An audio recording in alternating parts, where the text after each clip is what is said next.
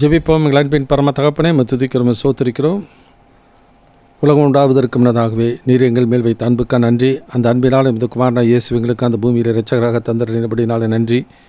இயேசு எங்களுக்காக தேவனுக்கு சமமாக இருப்பதை கொலையாடின பொருளாக எண்ணாமல் தாமே வெறுமையாக்கி அடிமை ரூபம் எடுத்து மனுஷ சாயலாக இந்த பூமியில் காணப்பட்ட மாம்சமும் இரத்தமும் உடையராக பிறந்தபடினால நன்றி. எங்களுக்கு உதவி செய்வதற்கு அவர் தம்மை சோதிக்கப்படவும் பாடுபடவும் தம்மை கையளித்தபடினால நன்றி. கல்வாரில் பாவ சாபங்களை ஏற்றுக்கொண்டு எங்களுக்காக ரத்தம் சிந்தி ஜீவனை கொடுத்தீங்க, அதற்கு நன்றி.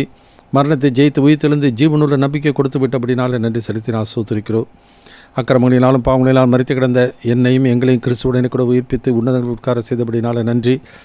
இருளின் அதிகாரத்தில் எங்களை விடுதலையாக்கி முது அன்பின் குமார ராஜ்யத்துக்கு உட்படுத்தினபடினால நன்றி. அந்த காலத்தில் எங்களை ஆச்சரியமான ஒளிக்கு வரவழைத்தபடினால நன்றி. இந்த பொல்லாத உலகத்தில் எங்களை விடுதலை பண்ணி பரலூர் ராஜ்யத்தினுடைய குடிமக்களாய் ஆட்டுக்குட்டியான ஜீவிசத்தில் பேரெழுதி இருக்கிறபடினால நன்றியப்பா. எங்களுக்கு கற்றலா விடாமல் தந்த துணையாளரான பரிசுத்த ஆவியானவராகிய தேற்றவாளனுக்கு நன்றி. எழுதி கொடுத்த ஜீவனுள்ள வார்த்தைகளுக்காக நன்றி, வாக்குத்தத்தங்களுக்காக நன்றி. அதன்படி உண்மையிலும் போதுமானவருமாக இருக்கிறவரே, இந்த நாளிலும் நான் தியானிக்கிற வேத வசனங்களை எங்களுக்கு ஆசீர்வாதமாக்கி தந்தரல வேண்டும் என்று இயேசுவின் நாமத்தில் வேண்டி கேட்டுக்கொள்கிறோம் பரமபிதாவே, ஆமென்.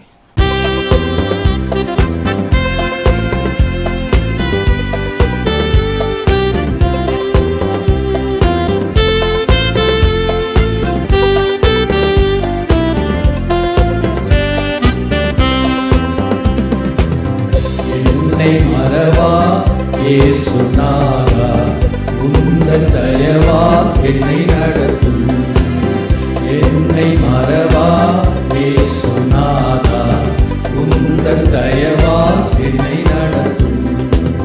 வல்ல ஜீவ வாக்குத்தத்தங்கள் வரைந்தனக்காய் ஈனதாலே ஸ்தோத்திரம். வல்ல ஜீவ வாக்குத்தத்தங்கள் வரைந்தனக்காய் ஈனதாலே ஸ்தோத்திரம். ஆபத்திலே அரும் துணையே, பாதைக்கு நல்ல தீபமிதே. ஆபத்திலே அரும் துணையே, பாதைக்கு நல்ல தீபமிதே. என்னை மறவா இயேசுநாதா, உந்தன் தயவா என்னை நடத்தும். பயப்படாதே, பலகரத்தாலே பாதுகாப்பே என்றதாலே ஸ்தோத்திரம். பயப்படாதே, பலகரத்தாலே பாதுகாப்பே என்றதாலே ஸ்தோத்திரம். பாசம் என்னேல் நீ வைத்ததினால் பறிக்க நீயதாக வரும் என்னை. பாசம் என்னேல் நீ வைத்ததினால் பறிக்க நீயதாக வரும் என்னை. என்னை மறவா இயேசுநாதா, உந்தன் தயவா என்னை நடத்தும். திக்கற்றோராய் கைவிடேனே, கலங்கிடீரே என்றதாலே ஸ்தோத்திரம். திக்கற்றோராய் கைவிடேனே, கலங்கிடீரே என்றதாலே ஸ்தோத்திரம். நீ அறியாயதும் நெறியா, என் தலை முடியும் எண்ணினே. நீ அறியாயதும் நெறியா, என் தலை முடியும் எண்ணினே. என்னை மறவா இயேசுநாதா, உந்தன் தயவா என்னை நடத்தும். என்னை முற்றும் ஒப்புவித்தேனே, ஏற்று என்றும் நடத்துவீரே ஸ்தோத்திரம். என்னை முற்றும் ஒப்புவித்தேனே, ஏற்று என்றும் நடத்துவீரே ஸ்தோத்திரம். எப்படியும் வருகையிலே ஏழை என்னை சேர்த்திடுமே. எப்படியும் வருகையிலே ஏழை என்னை சேர்த்திடுமே. என்னை மறவா இயேசுநாதா, உந்தன் தயவா என்னை நடத்தும். என்னை மறவா இயேசுநாதா, உந்தன் தயவால் என்னை நடத்தும். கர்த்தருடைய பரிசுத்தமுள்ள நாமம் மைப்படுவதாக. இந்த நாளிலும் நம்முடைய தியானத்திற்கென்று 1 கொரிந்தியர் புத்தகம் 11ஆம் அதிகாரம் 30வது வசனத்தை வாசித்து நாம் தியானிப்போம். 1 Corinthians chapter 11 verse 30. இது நிமித்தம் உங்களில் அநேகர் பலவீனரும் வியாதியுள்ளவருமாயிருக்கிறார்கள், அநேகர் நித்திரையும் அடைந்திருக்கிறார்கள். கர்த்தருக்கு மகிமை உண்டாகட்டும். லார்ட் சப்பர், கர்த்தரின் திருவிருந்து என்கிற தலைப்பில் 8வது செய்தியாக இன்றைக்கு நாம் பார்க்க இருக்கின்றோம். இதனுடைய தலைப்பு என்னவென்றால் ரிசல்ட் ஆஃப் அன்வொர்த்தி பார்ட்டிசிபேஷன், தகுதி இல்லாமல் பங்கெடுப்பதனுடைய விளைவு என்பதை குறித்து இன்றைக்கு நாம் தியானிக்க இருக்கின்றோம். கடந்த நாட்களிலே நான் பார்த்த பொழுது எப்படி கொரிந்து சபையார் அவர்கள் இயேசுவின் நாமத்தின் நிமித்தமாய் அவர்கள் எவ்வளவோ அந்த நன்மைகள் அவர்கள் பெற்றிருக்கிறார்கள். இயேசுவை பற்றி சாட்சி, எல்லா உபதேசங்கள், எல்லா அறிவிலும் எல்லா ஞானத்திலும் சம்பூர்ணமாக்கப்பட்டவர்கள், எல்லா வரத்திலும் குறைவில்லாதவர்கள்.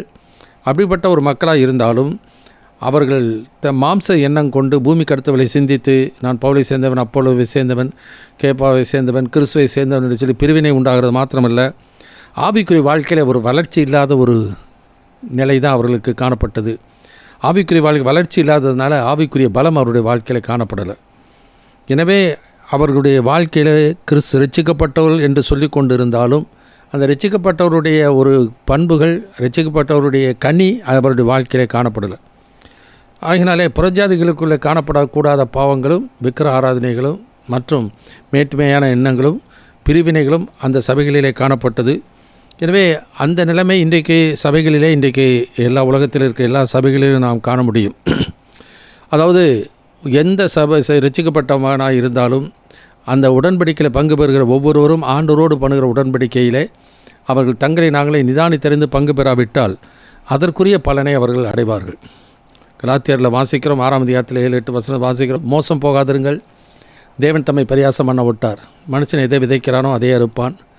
தன் மாம்சத்துக்கென்று விதைக்கிறவன் மாம்சத்தினாலே அழிவை அறுப்பான், ஆவிக்கென்று விதைக்கிறவனோ இந்த ஆவியினாலே நித்திய ஜீவனை அறுப்பான் என்று சொல்லி வேதத்தில் வாசிக்கிறோம். ஒவ்வொரு முறையும் நாம் பங்கு பெறும்போதெல்லாம் எதை நாம் விதைக்கிறோம், எப்படிப்பட்ட நிலையிலே நாம் பங்கு பெறுகிறோம், அதனுடைய விளைவுகள் என்ன என்பதை நாம் சிந்தித்து பார்க்கணும்.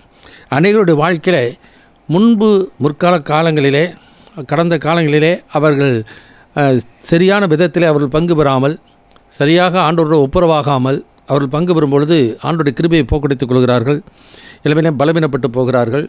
அந்த நிலைமையிலே அவர்கள் என்ன பண்ணுறாங்க, அந்த பந்தியில் வந்து பங்கு பெறும் பொழுது ஏதோ ஒரு அறிக்கை செய்துவிட்டு அவர்கள் பங்கு பெறும் பொழுது ஆண்டவரோடு கூட சரியான ஒரு உண்மையான நிலையிலே அவர்கள் பங்கு பெறுகிறது இல்லை. இது அந்த நாட்களில் மாத்திரமல்ல, எல்லா காலங்களிலும் இருக்கிற மக்களும் இருக்கிறார்கள். ஆனால் கர்த்தருக்கு பயந்தவன், எல்லா நாட்களிலும் கர்த்தருக்கு பயந்திருக்கிறவன் பாக்கியவனாக இருக்கின்றான். எனவே அந்த கர்த்தருக்கு பயந்திருந்து கர்த்தரோடு கூட நல்ல ஒரு உறவை தங்கள் வாழ்க்கையில் வைத்துக்கொள்ள விரும்புகிற மனிதன் என்ன பண்ணுவான், நிதானித்திறந்த பந்தியிலே பங்கு பெறுவான், தன்னுடைய ஆவிக்குரிய நிலையை சீர்தூக்கி பார்ப்பான். எனவே இன்றைக்கு 2 காரியங்கள் இந்த பகுதியில் வாசிக்கிறோம். irrelevant participation and inevitable punishment. irrelevant பார்ட்டிசிபேஷனாக பொருத்தமற்ற ஒரு பங்கேற்பும், inevitable punishmentனாக தவிர்க்க முடியாத ஒரு தண்டனை என்பதை குறித்து நாம் இன்றைக்கு இந்த பகுதியில் நான் பார்க்கிறோம். முதல் காரியம் irrelevant participation, பொருத்தமற்ற ஒரு பங்கேற்பு. இது ஆண்டவராகிய கர்த்தர் நம்மோடு பண்ணின ஒரு உடன்படிக்கை. மத்தேயு 26ஆம் அதிகாரத்தில் நான் வாசிக்கும் பொழுது இயேசு சொல்கிறார், இது என் இரத்தத்தினாலாகிய புதிய உடன்படிக்கை என்று சொல்லி. அவர்கள் முற்காலத்திலே ஆண்டவராகிய கர்த்தர் இஸ்ரவேல் ஜனங்களை எகிப்தின் அடிமைத்தனத்தில் விடுதலையாக்கின பொழுது பஸ்கா பண்டிகையை அவர்கள் ஆசரிக்கும்படி அவர்களுக்கு நியமனத்தை கொடுத்திருந்தார்.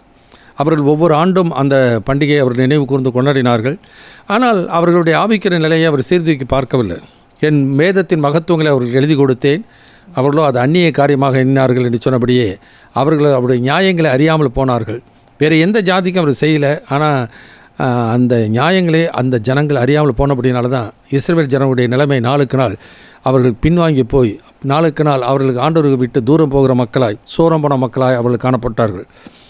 ஓசியத்தில் தான் கர்த்தர் சொல்லுகிற காரியம், சோரம் போன ஒரு நிலையிலே அவர்கள் காணப்பட்டார்கள். ஆனாலும் கர்த்தர் அவர் மேலே அன்பு வைத்து அவளை கூட்டி சேர்க்கிறது போல நம்முடைய வாழ்க்கையில், ஆவிக்குரிய வாழ்க்கையில் நாம் பின்வாங்கி போகிறவர்களாக காணப்பட்டிருந்தாலும் நம்மை சீர்தூக்கி பார்த்து ஆண்டவரோடு ஒப்புரவாகுமானால் ஆண்டவர் இரக்கமும் கிருபை உள்ள தேவனாய் அவர் இருக்கின்றார்.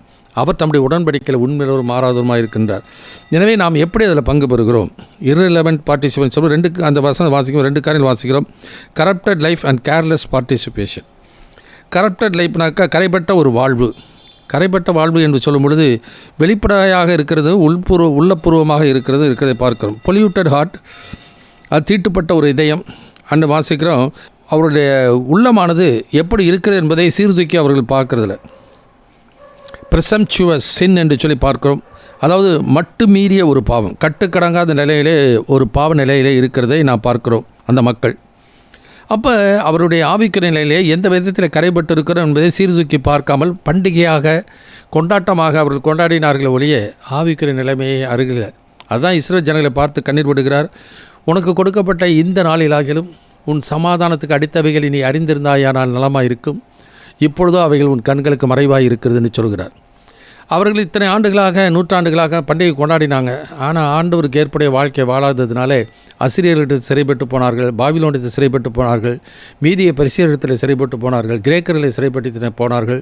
இயேசு வாழ்ந்த நாட்கள் ரோமர்கள் அவர்களை சிறைப்படுத்தி வைத்திருந்தார்கள். அதுக்கப்புறம் இயேசுவை புறக்கணித்தபடினாலே சிதறப்பட்டு போய்விட்டார்கள். இவைகளெல்லாம் திருசாந்தங்களாக அவர்களுக்கு சம்பவித்தது உலகத்தின் முடிவு காலத்தில் நமக்கு எச்சரிப்பு உண்டாகும்படி எழுதப்பட்டிருக்கிறது. எனவே அது ஒரு கொண்டாட்டமாக நம்முடைய வாழ்க்கையை அணிவிடாமல் நம்முடைய வாழ்க்கையிலே அதை சீர்தூக்கி பார்த்ததில் பங்கு பெற வேண்டியது மிக மிக அவசியம். எந்த நிலையிலே நான் பங்கு பெறுகிறேன், என் இதயம் ஆண்டோடைய சமூகத்தில் எப்படி இருக்கிறது? வேதத்தில் வாசிக்கிறோம், எரேமியா தீர்க்கதரிசன புத்தகம் 17ஆம் அதிகாரம் 9வது வசனம் இப்படி வாசிக்கிறோம். Jeremiah chapter 17:9. எல்லாவற்றை பார்க்கிலும் இருதயமே திருக்குள்ளதும் மகா கேடுள்ளதுமாய் இருக்கிறது, அதை அறியத்தக்கவன் யார்? அதை அறியத்தக்கவன் யார்? இது நம்முடைய வாழ்க்கை அறிந்து கொள்ளணும்.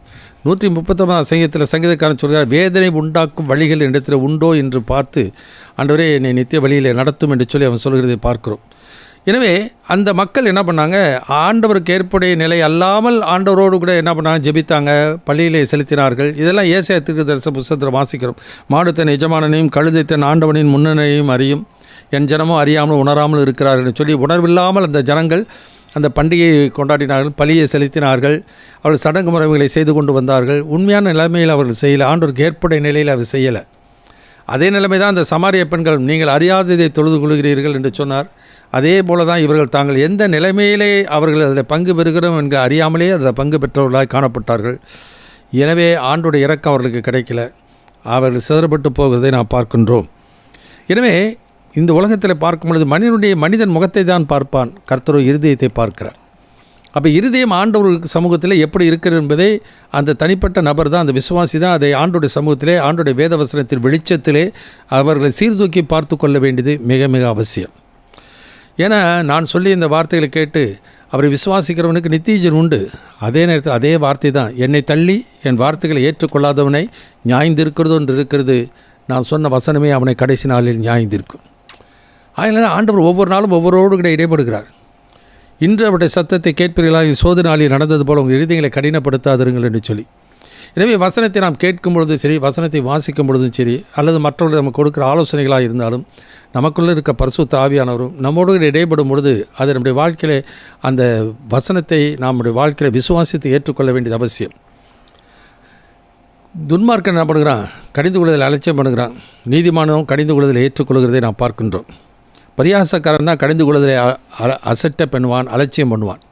பரிசுத்தாவியர் பாவத்தை குறித்து, நீதியை குறித்து, நியாய தீர்ப்பை குறித்து கண்டித்து உணர்த்துவார் என்று சொல்லி இயேசு சொல்கிறதை பார்க்கிறோம். அதுவும் விசேஷமாக விசுவாசிகளுக்கு தேவனுக்கு ஏற்புடைய நிலை நீதியை குறித்து கண்டித்து உணர்த்துவார். ஆண்டவருக்கு எது ஏற்புடைய நிலை என்பதை குறித்து பரிசுத்தாவியானவர் கண்டித்து உணர்த்துகிற காலமாக இது இருக்கிறது இந்த காலத்திலே. அதனால் பரிசுத்தாவியானவருக்கு ஏற்ற நிலையிலே, தேவனுக்கு ஏற்ற நிலையை இல்லாமல் நாம் பங்கு பெறுவோமானால் அது தேவனை வருத்தப்படுத்துகிறதாக இருக்கிறது, பரிசுத்தாவை துக்கப்படுத்துகிறதாக இருக்கிறது. எனவே கிருபையை போக்கடித்துக் கொள்வர்களாக காணப்படுகிறார்கள். ஆகினாலே ஆண்டவர் அப்படிப்பட்ட மக்களை என்ன பண்ணுகிறார், அவர்களோடு இடைப்பட்டு அவர்களை சீர்படுத்த விரும்புகிறார். ஏன்னா கர்த்தர் நம்மை நித்திய மகிமைக்கு அழைத்தவராக இருக்கிறார். எனவே இருதயம் எப்படிப்பட்டதாக இருக்கிறது, மனிதனுடைய வாழ்க்கை வெளிப்புறமாக நல்ல பக்தி, வெளிப்புறமாக நல்ல சடங்குகள், சம்பிரதாயங்கள். லூக்கா 18:9 வாசிக்கும் பொழுது, தங்களை நீதிமான் என்று நம்பிக்கொண்டு மற்றவர்களை அற்பமாக எண்ணின ஒரு அந்த பரிசேயரை குறித்து அந்த ஆயக்காரனோடு தன்னை ஒப்பிட்டு சொல்லி என்ன பண்ணுகிறான், தன்னை நீதிமான் என்று நம்பிக்கொண்டு போகிறான். அதை விட மற்றவனை ஒப்பிட்டு பார்த்து அவனை விட நான் மேன்மையானவன் என்று சொல்லி, அவனை விட நான் பரிசுத்தவான் என்று சொல்கிற எண்ணத்தோடு அவன் தன் வாழ்க்கை நடத்துகிறதை நாம் பார்க்கிறோம். இதே நிலைமை தான் இன்றைக்கு சபைகளிலே இருக்கிறது. அவர்களை விட நாங்கள் பரிசுத்தம், அவர்களை விட நாங்கள் உத்தமமானவர்கள் என்று சொல்லி கொண்டு இருக்கிற நிலைமை வெளியில் இருக்கலாம். ஆனால் உள்ளுக்குள்ளே இருதயம் எப்படி இருக்கிறது, மனமேட்டிமை உள்ள எவனும் கர்த்தருக்கு அருவருப்பானவன், ஆவியில் எளிமை உள்ளவன் பாக்கியவன், பரலோக ராஜ்யம் அவர்களுடையது என்று சொல்லி வேதத்தில் வாசிக்கிறோம். வெளிப்புறமாக எளிமையாக இருந்தாலும் உள்ளபூர்வமாக எப்படி இருக்கும், பெருமையுள்ளவர்களாக இருந்தால் பெருமையுள்ளவருக்கு தேவன் எதிர்த்து நிற்கிறார். தாழ்மையுள்ளோருக்கு கர்த்தர் கிருபை அளிக்கிறார். மனிதன் தோற்றத்தை தான் பார்க்கிறான், கர்த்தர் இருதயத்தை பார்க்கிறவர். ஏன்னா எல்லாவற்றையும் பார்க்கலும் இருதயமே திருக்குள்ளது மகா கேடுள்ளதுமாக இருக்கிறது, அதை அறியத்தக்கவன் யார்? எனவே மார்க் எழுதின சுவிசேஷம் 7ஆம் அதிகாரம் 20ஆம் வசனத்தில் 23ஆம் வசனம் வரைக்கும் வாசிப்போம். Mark chapter 7 verse 20-23. மனுஷனுக்குள்ளே இருந்து புறப்படுகிறதே மனுஷனை தீட்டுப்படுத்தும். எப்படியெனில் மனுஷருடைய இருதயத்திற்குள்ளிருந்து பொல்லாத சிந்தனைகளும் விபச்சாரங்களும் வேசித்தனங்களும் கொலை பாதகங்களும் களவுகளும் பொருள் ஆசைகளும் துஷ்டத்தனங்களும் கபடும் காம விகாரமும் வன்கண்ணும் தூஷணமும் பெருமையும் மதிகேடும் புறப்பட்டு வரும். பொல்லாங்கானவைகளாகிய இவைகளெல்லாம் உள்ளத்திலிருந்து புறப்பட்டு மனுஷனை தீட்டுப்படுத்தும் என்றார். எனவே இப்படிப்பட்ட நிலைமையிலே அவன் வாழ்க்கை தீட்டுப்பட்டு இருக்கிற நிலைமையிலே ஒருவன் வந்து ஆண்டவருடைய ஜெபத்தை ஏறெடுத்தாலும் சரி, அல்லது அவன் அந்த பந்தியில் பங்கு பெற்றாலும் சரி, ஆண்டவரை துதித்தாலும் சரி, அது கர்த்தருடைய பார்வையிலே அருவருப்பாக இருக்கும். இதுதான் வேத பிரமாணத்தினுடைய நியாயத்தை குறித்து அங்கே ஆகாய தீர்க்கதரிசனத்தில் 2ஆம் அதிகாரத்தில் நான் பார்க்கிறேன். 11ஆவது வசனத்தில் நீ ஆசிரியத்தில் போய் வேத நியாயத்தை குறித்து அவனுடைய கேள்வி சொல்லும் பொழுது, தீட்டுப்பட்ட நிலைமையிலே ஒருவன் பலி செலுத்துவானா என்றால் கர்த்தர் அது ஒருபோதும் அங்கீகரிக்க மாட்டார். ஏசாயா 1ஆம் அதிகாரத்தில் வாசிக்கிற உங்கள் பலிகளின் திரள் எனக்கு என்னத்துக்கு என்று சொல்லி ஆண்டவர் என்ன பண்ணுகிறார், அவளை கடிந்து கொள்கிறதை நாம் பார்க்கின்றோம். எனவே நாம் திரளாக நம்முடைய வாழ்க்கையில் நாம் எதை விதைச்சாலும் திரளாக தான் இருக்க போகிறோம். அப்போ ஆண்டவர் ஏற்புடைய நிலை இல்லாமல் திரளாக விதைத்தால் அதனுடைய அறுவடையும் அது திரளாக தான் இருக்கும். எனவே விதைக்கிறது ஒன்று தான் விதைக்கிறோம், ஆனால் அறுவடையை பார்த்தீங்கன்னாக்கா நிறையா இருக்க போகுது. ஒரு தென்னை மரத்தில் ஒரு தேங்காய் விதைச்சோமா எத்தனை நூற்றுக்கணக்கான தேங்காய் அந்த வாழ்க்கை அந்த மரத்திலிருந்து நான் பறிக்கிறோம். அதுபோல் இன்றைக்கு அநேகருடைய வாழ்க்கையிலே அவர் என்ன பண்ணுறதில்ல, இந்த நிலைமை ஏன் வந்தது என்று சீர்தூக்கி பார்க்கிறவர்கள் மிக மிக சொற்பம். எனவே நம்முடைய இருதயம் ஆண்டோடைய சமூகத்தில் எப்படி இருக்கிறது? சில சமயத்தில் உணர்வில்லாமல் இருப்பார்கள். உணர்வில்லாதவனாக இருந்தால் அந்த வேதத்தை கேட்கும் பொழுது, அந்த வார்த்தையை கேட்கும் பொழுது உடனே இருதயத்தில் குத்தப்பட்ட நிலைமையிலே காணப்படுவார்கள். அப்போஸ்தலர் நடபடி புத்தகம் 2ஆம் அதிகாரத்தில் 36வது வசனத்திலிருந்து இப்படி வாசிக்கிறோம். Acts chapter 2 verse 36 and 37. ஆகையினால் நீங்கள் சிலுவையில் அறைந்த இந்த இயேசுவையே தேவன் ஆண்டவரும் கிறிஸ்துவும் ஆக்கினார் என்று இஸ்ரவேல் குடும்பத்தார் யாவரும் நிச்சயமாய் அறிய கடவர்கள் என்றான். இதை அவர்கள் கேட்டபொழுது இருதயத்திலே குத்தப்பட்டவர்களாகி பேதுருவையும் மற்ற அப்போஸ்தலரையும் பார்த்து, சகோதரரே, நாங்கள் என்ன செய்ய வேண்டும் என்றார்கள்.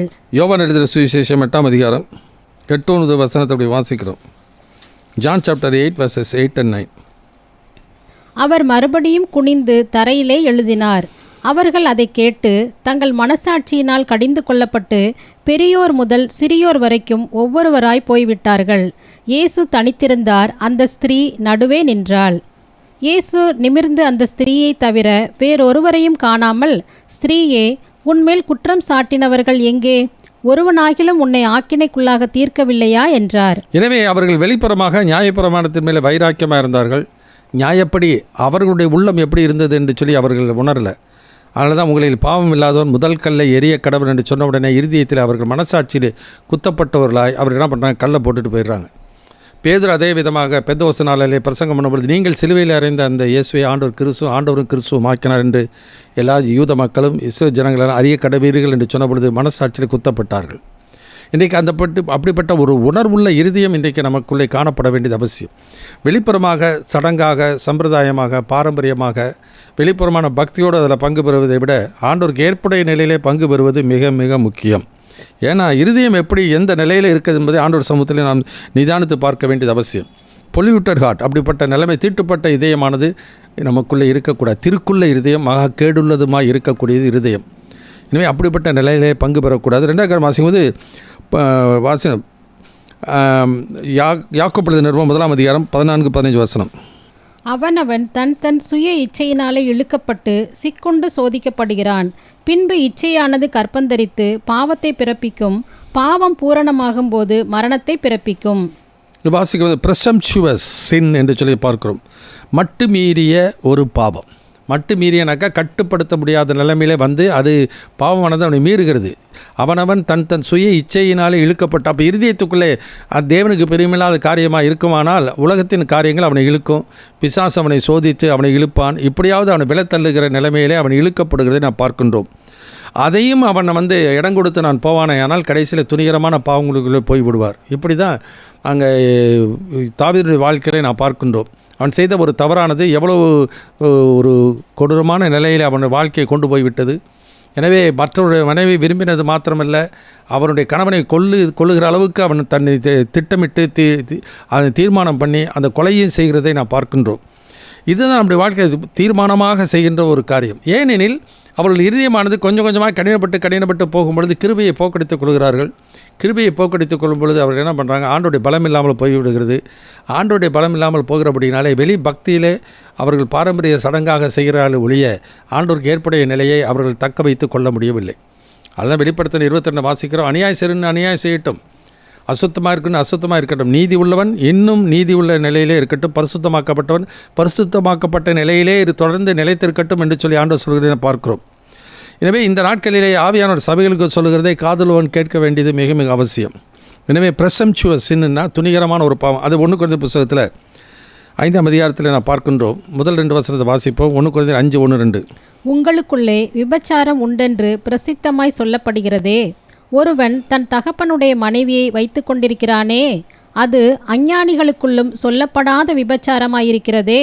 இப்படிப்பட்ட காரியம் செய்தவனை நீங்கள் உங்களை விட்டு நீக்காமலும் துக்கப்படாமலும் இருமாப்படைந்திருக்கிறீர்கள். எனவே இங்கே வாசிக்கும் போது அவர் இருமாப்படைந்த நிலை, துணிகரமான ஒரு பாவத்தை செய்து கொண்டு இருக்கிறான், வெளிப்படையாக செய்து கொண்டு இருக்கிறான். எனவே அப்படிப்பட்ட நிலைமையிலே அவனும் அந்த பந்தியில் பங்கு பெறுகிறான், மற்றவனும் அந்த பந்தியில் பங்கு பெறுகிறார்கள். அப்போ நாம் பிடுகிற அப்பம் அந்த சரீரத்தில் ஐக்கியமாக இருக்கிறது அல்லவா, நாம் பானம் பண்ணுகிற பாத்தம் ரத்தத்தில் ஐக்கியமாக இருக்கிறது அல்லவா என்று சொல்லி 1 கொரிந்தியர் 10ஆம் அதிகாரத்தில் நான் வாசிக்கின்றோம். அப்போ என்ன பண்ணுகிறோம், மற்றவர்கள் செய்கிற தவறுக்கு நாம் உடன்பட்டு போகிற மாதிரி, அதை அனுமதிக்கிற மாதிரி அது நம்முடைய வாழ்க்கையில் காணப்படுவோமானால் இன்றைக்கு அது எவ்வளவு பெரிய ஒரு தவறு என்பதை நாம் உணர்ந்து கொள்ளுதல் மிக மிக அவசியம். கண்டு கொள்ளாமல் போகிறது. இன்றைக்கு அப்படிப்பட்ட நிலைமை இருக்கக்கூடாது. தாவீது தவறு செய்தார், உடனே நாத்தான் தீர்க்கதரிசி அவனை உணர்த்தின பொழுது பாடின சங்கீதம் 51ஆம் சங்கீதமாக நாம் பார்க்கின்றோம். ஏன்னா ஆண்டவர் சுத்த இதயத்தை நிலை சிறுசியும் நிலைவரமான ஆவியனை தாங்கும்படி செய்யும் என்று சொல்கிறார். உள்ளத்தில் உண்மை இருக்க விரும்புகிறீர் என்று சொல்லி அங்கே தாவீது சங்கீதம் பாடுகிறதை நான் பார்க்கின்றோம். எனவே உண்மையில் இருதயத்தோடு தான் அதனால தான் வாசிக்கிறோம், எபிரேயர் 10ஆம் அதிகாரத்தை வாசிக்கிறோம், உண்மையில் இருதயத்தோடு விசுவாசத்தின் பூர்ண நிச்சயத்தோடு கூட ஒரு சமூகத்தில் பிரவேசிக்க வேண்டியது மிக மிக அவசியம். எனவே நம்முடைய வாழ்க்கையில் எந்த நிலையிலே நாம் அதில் பங்கு பெறுகிறோம். 2 கொரிந்தியர் புத்தகத்தில் 2 தீமோத்தேயு 3ஆம் அதிகாரத்தில் முதல் 5 வசனத்தை இப்படி வாசிக்கிறோம். அது விசேஷமாக முதல்ல பார்க்கிறோம், கடைசி நாட்களில் கொடிய காலங்கள் வரும் என்று அறிவாயாக என்று சொல்கிறார். எனவே இந்த கடைசி நாட்களிலே கட்டுப்படுத்த முடியாத நிலைமையிலே இன்றைக்கு சபையார் மாத்திரமல்ல உலகம் முழுவதும் அப்படிப்பட்ட நிலைமை போகும். இன்றைக்கு இனி வரப்போகிற நாட்களிலே அவைகளெல்லாம் வெளிப்படக்கூடிய ஒரு காலங்கள். எப்படி நோவாவின் நாட்களிலே அவர்கள் அக்கிரமம் மிகுதியானதினாலே அநேக வாழ்க்கையில் என்ன தேவனுடைய கோபாக்கினைக்கு ஏதுவாக அவர்கள் போனது போல மனிதனுடைய நினைவு நித்தமும் பொல்லாதவைகளாக இருக்கிறது என்று சொல்லி நான் பார்க்கிறோம். அதே நிலைமை தான் அந்த கடைசி நாட்களிலே வெள்ளம் கொண்டு போகும் மட்டும் உணராமல் இருந்தது போல ஆண்டோடைய வருகை வரைக்கும் உணராமலே பரிசுத்தவான் கிறிஸ்தவர்கள் இருக்கிற நிலைமையை தான் இன்றைக்கு நாம் பார்க்க போகிறோம். இன்றைக்கி நடந்து கொண்டு இருக்கிறது, இன்னும் அதிகமாக நடக்கும். அதுதான் அவர்கள் எல்லாரும் பின்வாங்கி போகிற நிலைமை காணும். ஏன்னா கிருபையை போக்கடித்துக் கொள்வார்கள். எனவே கட்டுப்படுத்த முடியாத ஒரு வாழ்க்கை அவர்களுக்குள்ளே வந்துவிடும். பரிசுத்த ஆவியானவர் கட்டுப்பாட்டுக்குள்ளே வந்துவிட்டால் எந்த நிலைமையிலும் அவர் வெற்றியுள்ள வாழ்க்கை வாழ முடியும். இவர்கள் இந்த ஆவிக்குரிய நிலையை சீர்தூக்கி பார்க்காமல் பங்கு பெற்று கொண்டு போகும்போது அது எந்த சபை ஸ்தாபனமாக இருந்தாலும் ஊழியராக இருந்தாலும் அவருடைய வாழ்க்கையில் கிருபையை போக்கடித்து கொண்டு போகிறபடினாலே ஒரு காலத்தில் கட்டுப்படுத்த முடியாமல் அவருடைய இருதயத்தில் என்ன விதமான ஆண்டவருக்கு பிரியமில்லாத காரியம் இருக்கிறதோ அது வெளிப்படையாக ஆண்டவர் வெளிப்படுத்தி விடுவார். அது வரதான் போகிறது. அதனால் இந்த கடைசி நாட்களிலே நம்மை நிதானித்து பார்த்து அந்த பந்தியில் பங்கு பெற்று கிருபையை பற்றி கொள்ள வேண்டியது மிக மிக அவசியம். அது ஏன்னாக்க கேர்லெஸ் பார்ட்டிசிபேஷன், அதாவது கவனமில்லாத ஒரு பங்கேற்பு நமக்குள்ளே இருக்கக்கூடாது. 2 காரியங்கள் வாசிக்கிறோம், தயர் டீவியேஷன் அண்ட் தயர் டிஃபயன்ஸ். வாசிக்கலாம். எபிரேயருக்கு நிருபம் 3ஆம் அதிகாரம் 10-13 வசனம் வரைக்கும் வாசிக்கலாம். Hebrew chapter 3 verses 10-13. ஆதலால் நான் அந்த சந்ததியை ஆரோசித்து அவர்கள் எப்பொழுதும் வழிவி போகிற இருதயமுள்ள ஜனமென்றும் என்னுடைய வழிகளை அறியாதவர்கள் என்றும் சொல்லி என்னுடைய இளைப்பாறுதலில் அவர்கள் பிரவேசிப்பதில்லை என்று என்னுடைய கோபத்திலே ஆணையிட்டேன் என்றார்.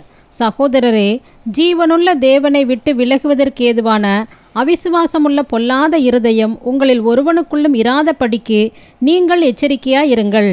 உங்களில் ஒருவனாகிலும் பாவத்தின் வஞ்சனையினாலே கடினப்பட்டு போகாதபடிக்கு இன்று எண்ணப்படும் அளவும் நாடோறும் ஒருவருக்கொருவர் புத்தி சொல்லுங்கள். கர்த்தருக்கு மகிமை உண்டாகட்டும். எனவே இந்த கடைசி நாட்களில் வாழ்ந்து கொண்டு இருக்கிறோம். ஆண்டவர் நம்மை அவருடைய வருகைக்கு ஆயத்தப்படுத்துகிற தேவனாக இருக்கிறார். 2 கொரிந்தியர் 5 வாசிக்கிறோம், இதற்கு நம்மை ஆயத்தப்படுத்துகிறவர் தேவனே, ஆவி என்னும் அச்சாரத்தை நமக்கு தந்தவரும் அவரே. நாம் தரிசி தடவால் விசுவாசித்து நடக்கிறோம். எதை விசுவாசிக்கிறோம்? ஆண்டவருடைய பரிசுத்தத்தை, ஆண்டவருடைய நீதியை, ஆண்டவருடைய அன்பை, ஆண்டவருடைய இரக்கத்தை, அவனுக்கு கொடுத்த விளைவுதான் ரட்சிப்பை நம்முடைய வாழ்க்கையில் நினைவு கூறுகிறோமா? ஆண்டு வருகைக்கு நாம் ஆயத்தமுள்ளவர்களாய் அந்த வாக்குத்தத்தத்து மேலே உறுதியான நம்பிக்கை நமக்குள்ளே இருக்கிறதா? இதையெல்லாம் ஆண்டவர் நம்முடைய வாழ்க்கையில் அந்த விசுவாச பரீட்சை வைப்பார். அந்த விசுவாச பரீட்சை வரும்பொழுது அநேக பாடுகள், உபத்திரங்கள் வரும்பொழுது அந்த விசுவாசம் நிற்கிறோமா இல்லையா என்பதை நாம் சீர்தூக்கி பார்த்து கொள்ளுதல் மிக மிக அவசியம். விசுவாசம் என்றால் பொதுவான விசுவாசம் அல்ல. 1 கொரிந்தியர் 15 வாசிக்கும் பொழுது 2வது வசனம் வாசிக்கிறோம். 1 Corinthians chapter 15 verse 2. நான் உங்களுக்கு பிரசங்கித்த பிரகாரமாய் நீங்கள் அதை கைக்கொண்டிருந்தால் அதனாலே நீங்கள் ரட்சிக்கப்படுவீர்கள். மற்றபடி உங்கள் விசுவாசம் விருதாவாயிருக்குமே. எனவே நானும் விசுவாசிக்கிறேன் என்று சொல்லி அந்த பந்தியில் பங்கு பெறுதல் அல்ல.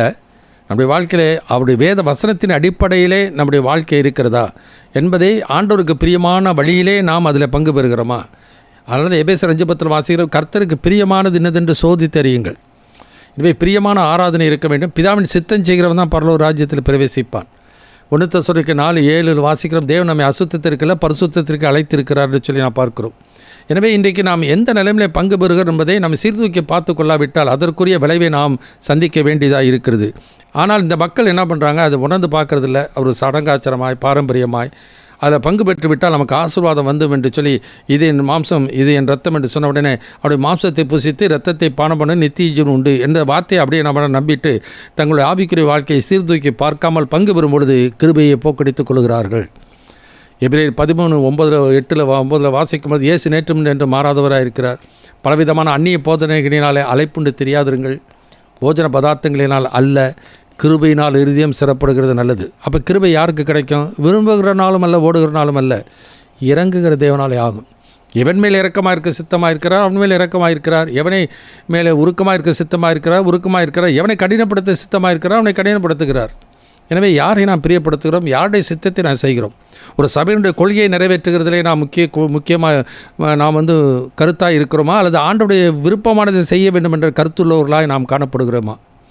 ஏன்னா நாம் பண்ணுகிற அந்த உடன்படிக்கையில் பங்கு பெறுதல் என்பது ஆண்டவர் நம்மோடு பண்ணின உடன்படிக்கை. எனவே அந்த உடன்படிக்கையில் பங்கு பெறுவதெல்லாம் இயேசுவுக்கும் எனக்கு இருக்கிற உறவை நான் என்ன பண்ணணும், சீர்தூக்கி பார்த்து கொள்ளுதல் மிக மிக அவசியம். ஆனால் இந்த ஜனங்கள் என்ன பண்ணுறாங்க, ஒவ்வொரு முறையும் அது ஒரு சடங்காச்சாரமாய் அதில் வெறும் அதில் பங்கு பெற்றுவிட்டால் ஆசீர்வாதம் கிடைக்கும் என்கிற எண்ணங்களிலே அவர்கள் போய்கொண்டு இருப்பார்களானால் அவர்கள் வழி விலகி போகிற ஒரு ஜனமாய் காணப்படுகிறார்கள். அவர்கள் எப்போதும் வழி விலகி போகிற ஜனங்கள். எனவே இன்றைக்கு மாறுபாடான 2 வழிகளில் நடக்கிறவன் அவற்றிலே ஒன்றிலே விழுவான். வெளியில் உலகத்தில் வாழ வேண்டியது, உள்ளுக்குள்ளே நான் பக்தியாக வாழ வேண்டியது. அந்த நேரத்துக்கு ஏதோ ஒரு அறிக்கை செஞ்சு பங்கு பெறுகிறது. இது ஒருபோதும் ஆண்டவருக்கு ஏற்புடைய நிலை அல்ல. எப்பொழுதும் பயந்திருக்கிறவன் பாக்கியவான் என்று சொல்லி வேதத்தில் நான் வாசிக்கிறோம். எனவே டீவியேஷன் இதுதான் இஸ்ரவேல் ஜனங்கள் செய்தார்கள். ஏசாயா தீர்க்கதரிசன புத்தகத்திலே 1 அதிகாரம் 12-17 வசனம் வரைக்கும் இப்படி வாசிக்கிறோம். Isaiah chapter 1 verses 12-17. நீங்கள் என் சந்நிதியில் வரும்போது என் பிரகாரங்களை இப்படி மிதிக்க வேண்டுமென்று உங்களிடத்தில் கேட்டது யார்? இனி வீண் காணிக்கைகளை கொண்டு வர வேண்டாம்.